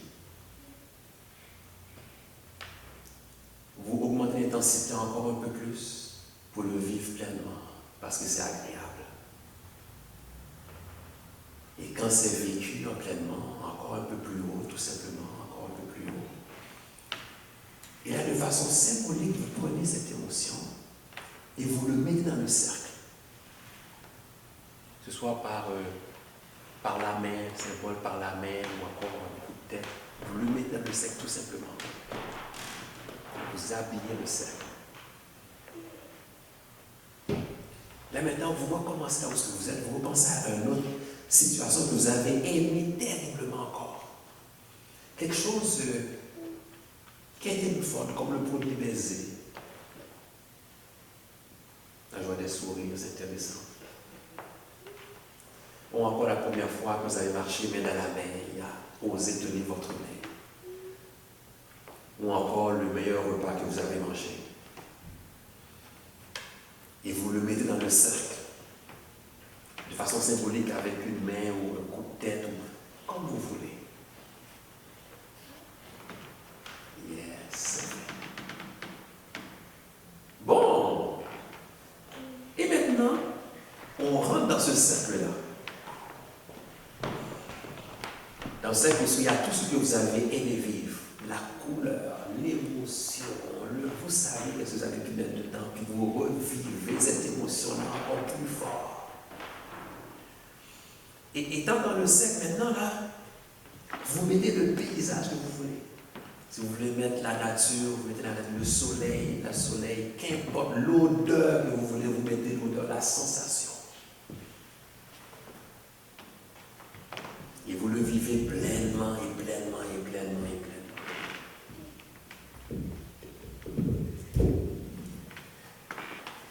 Pendant que vous le vivez pleinement, prenez le temps de voir le paysage. Prenez le temps de sentir le paysage. Il y a une odeur. Ça sent quelque chose. Ça sent l'excellence. Ça fait du bien. Prenez le temps de toucher ou de ressentir les émotions qui font partie, les sensations qui font partie de ce paysage. Et peut-être qu'il y a un goût, il y a peut-être une saveur. Prenez le temps de goûter l'élément qui se retrouve dans ce paysage.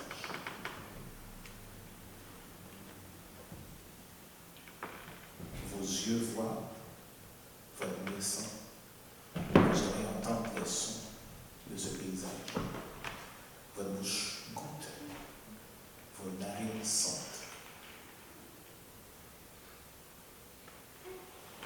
Vous pouvez augmenter cette sensation un tout petit peu plus, juste un tout petit peu plus.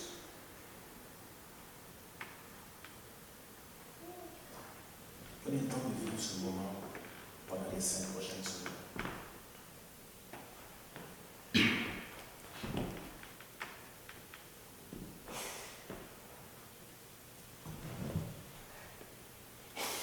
Je vais vous inviter à penser à un mot qui représente la sensation que vous voulez vivre. Ce mot va être une clé qui va déclencher cette sensation à n'importe quel moment.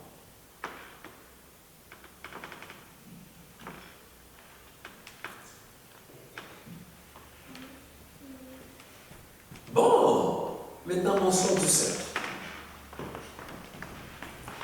Good. Et quand vous sortez du cercle, lorsque vous sortez, comment que vous vous sentez?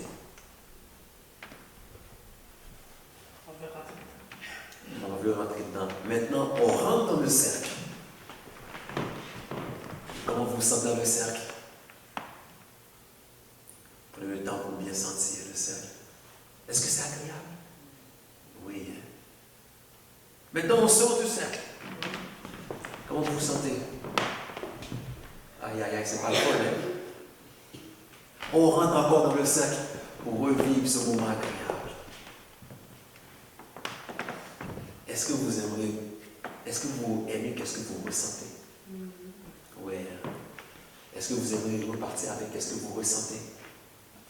Oui, hein? On ressort du cercle. Maintenant, de façon symbolique, vous prenez ce cercle qui a la couleur que vous avez donnée, les émotions, la sensation de goûter, qui a l'odeur, le bruit. Et de façon symbolique, vous le prenez et vous le mettez quelque part en vous. Et vous laissez tout simplement rentrer en vous et ressentez cet espace prendre place en vous.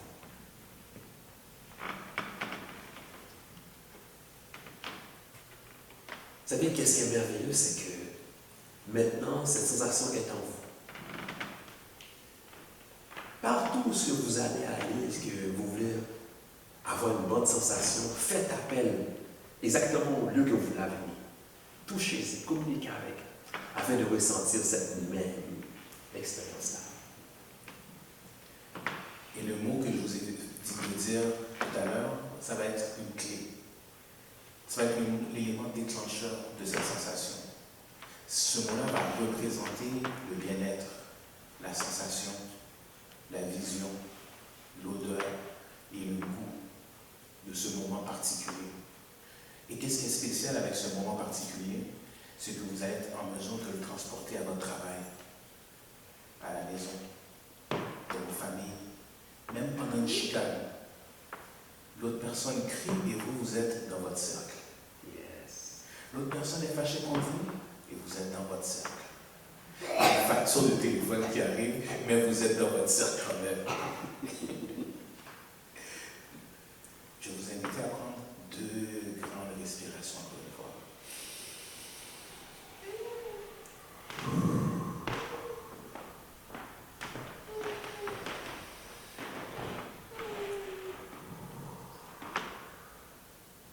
Et tranquillement, je vais vous inviter à revenir vers nous au moment où vous voudrez.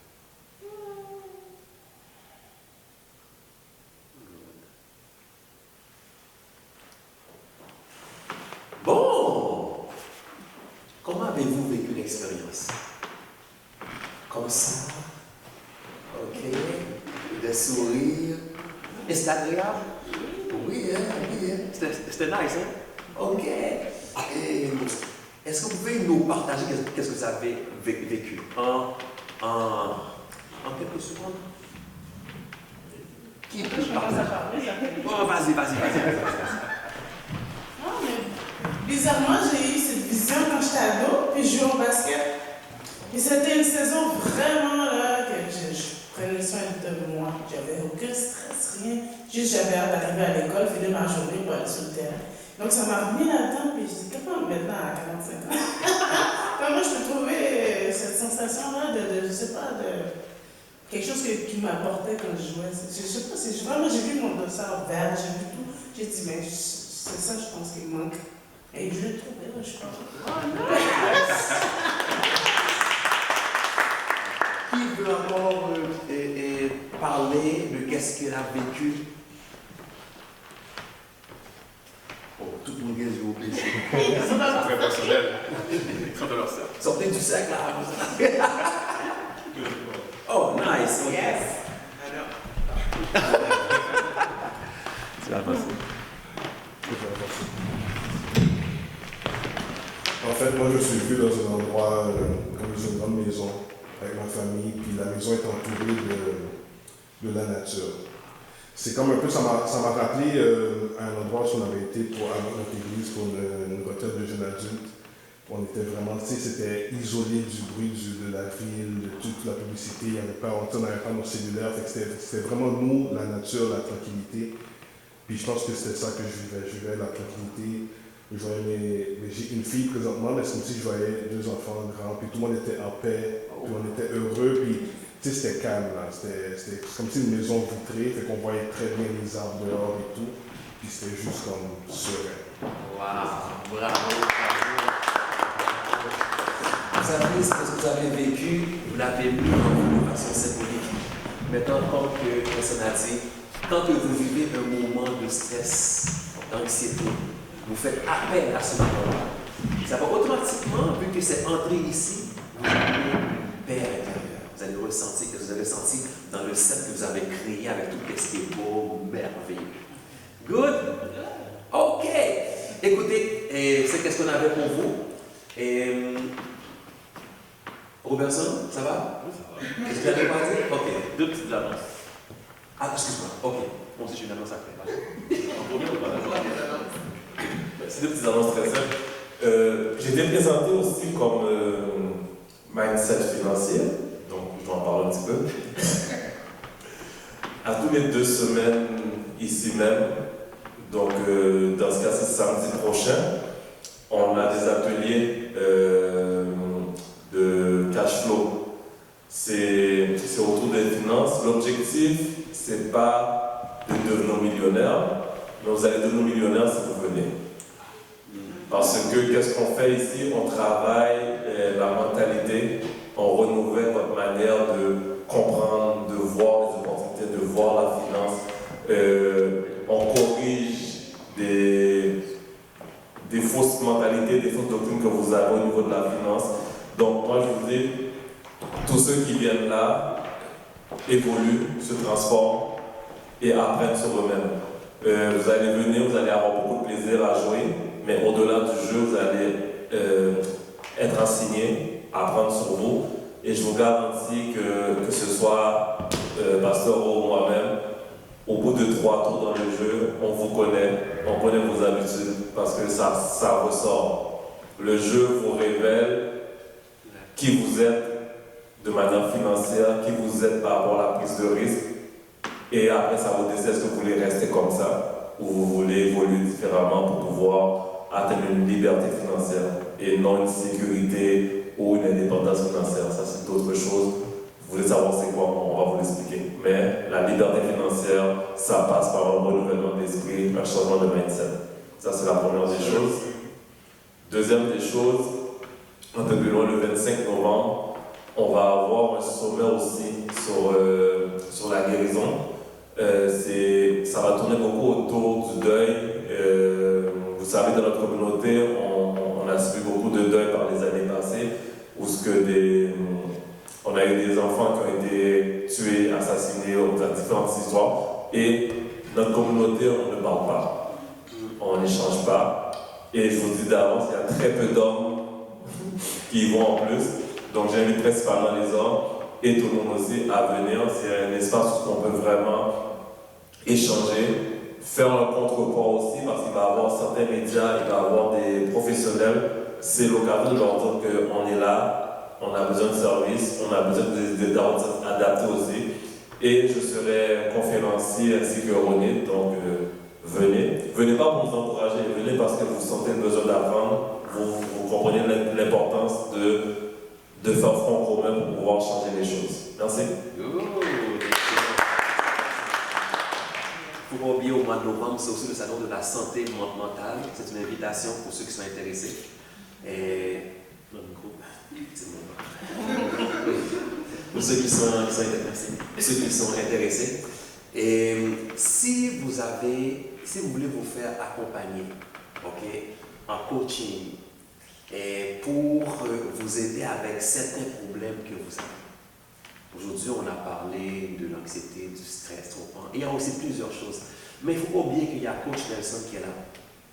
C'est une personne qui est professionnelle et je me suis fait coacher par lui déjà. He's good.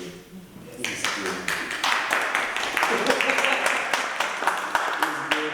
good. Écoutez, appelez-le, son téléphone, il va le dire bientôt. Mais il a sa page Facebook. Ok? Coach Nelson, écoutez, et appelez-le, c'est une personne vraiment, vous allez, et il va vous donner vraiment qu'est-ce qui est nécessaire.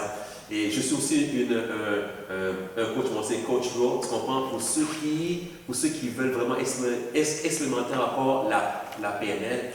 Et je suis aussi un maître praticien en hypnose. Et oui, maintenant il y a l'hypnose thérapeutique qui nous aide avec tous ces problèmes-là. Et en Europe, ça commence à être reconnu. Ils commencent vraiment à mettre ça des barèmes, que ce soit comme une profession tout à fait normale. Et hypnose thérapeutique, non pas mesmer, qui est différent, on parle vraiment de thérapeutique. Ok? So, écoutez, et nous sommes là, c'est pour aider à perfectionner la personne pour devenir la meilleure version d'elle-même. C'est bon? David, tu avais quoi dire, chef? Claude? Moi, je viens de revivre qu'est-ce que j'avais appris. Vous savez, il y en a, ça fait 10 fois qu'ils l'ont fait, il y en a, c'est la première fois. Donc, vous avez compris un petit peu pourquoi moi j'ai choisi de suivre la PNS, des quoi j'étais intéressé, tout ça. Puis je me regardais faire, puis j'avais le sourire aux lèvres tellement parce que ça me revenait tant que je commençais à l'apprendre. Puis, je ne sais pas si vous allez. Il faut retenir une chose, c'est que tout ce que vous avez mis dans le cercle, ça vient de vous. Hein. C'est vos ressources, ça vient de vous. La PNL fait ressortir ce que vous avez déjà en vous, que vous avez caché, enfoui. Ton jersey, va chercher. C'est la même chose. Donc c'est ça, la PNL. C'est une des parties où encore la PNL peut aider les gens à ressortir leur force intérieure. Donc c'est pour ça que j'adore vraiment la PNL. Là, pour moi, c'était la vie. Ça a changé ma vie, ça va changer leur vie, ça va changer la vôtre. Je ne fais pas la publicité pour, mais j'en parle bien, tout le temps. Ouais, merci beaucoup d'être passé, d'être venu. C'est toi, David. Une petite annonce, en fait, on a déjà parlé, le 25 novembre, il va y avoir le salon sur la santé mentale. On va être présent. Je vais être présent aussi. On a un panel pour les hommes. Et je répète, on a un panel pour les hommes. Donc, s'il vous plaît, messieurs, venez. On va parler de sujets qui nous touchent à nous. On va avoir une conversation ensemble, puis on va essayer de chercher des solutions, pas moi vers vous, mais nous tous ensemble, on va essayer de bâtir quelque chose pour nous. Il y a beaucoup d'événements dehors pour les femmes, pour les enfants, mais je pense qu'il manque un peu de nous. Et on va commencer à bâtir justement ce mouvement où on va pouvoir s'exprimer et créer quelque chose où on va être confortable à nous exprimer et bâtir puis les meilleurs hommes pour demain. Donc je vous invite le 25 novembre, je pense que Nadia était là, il aurait pu dire un petit salut, mais le 25 novembre, allez-y. OK. So, un gros merci de votre présence. OK, puis on vous attend au sommet de la santé. Faites les deux rendez-vous en même temps. OK? À la prochaine. C'est possible. Oui, c'est possible. Merci beaucoup.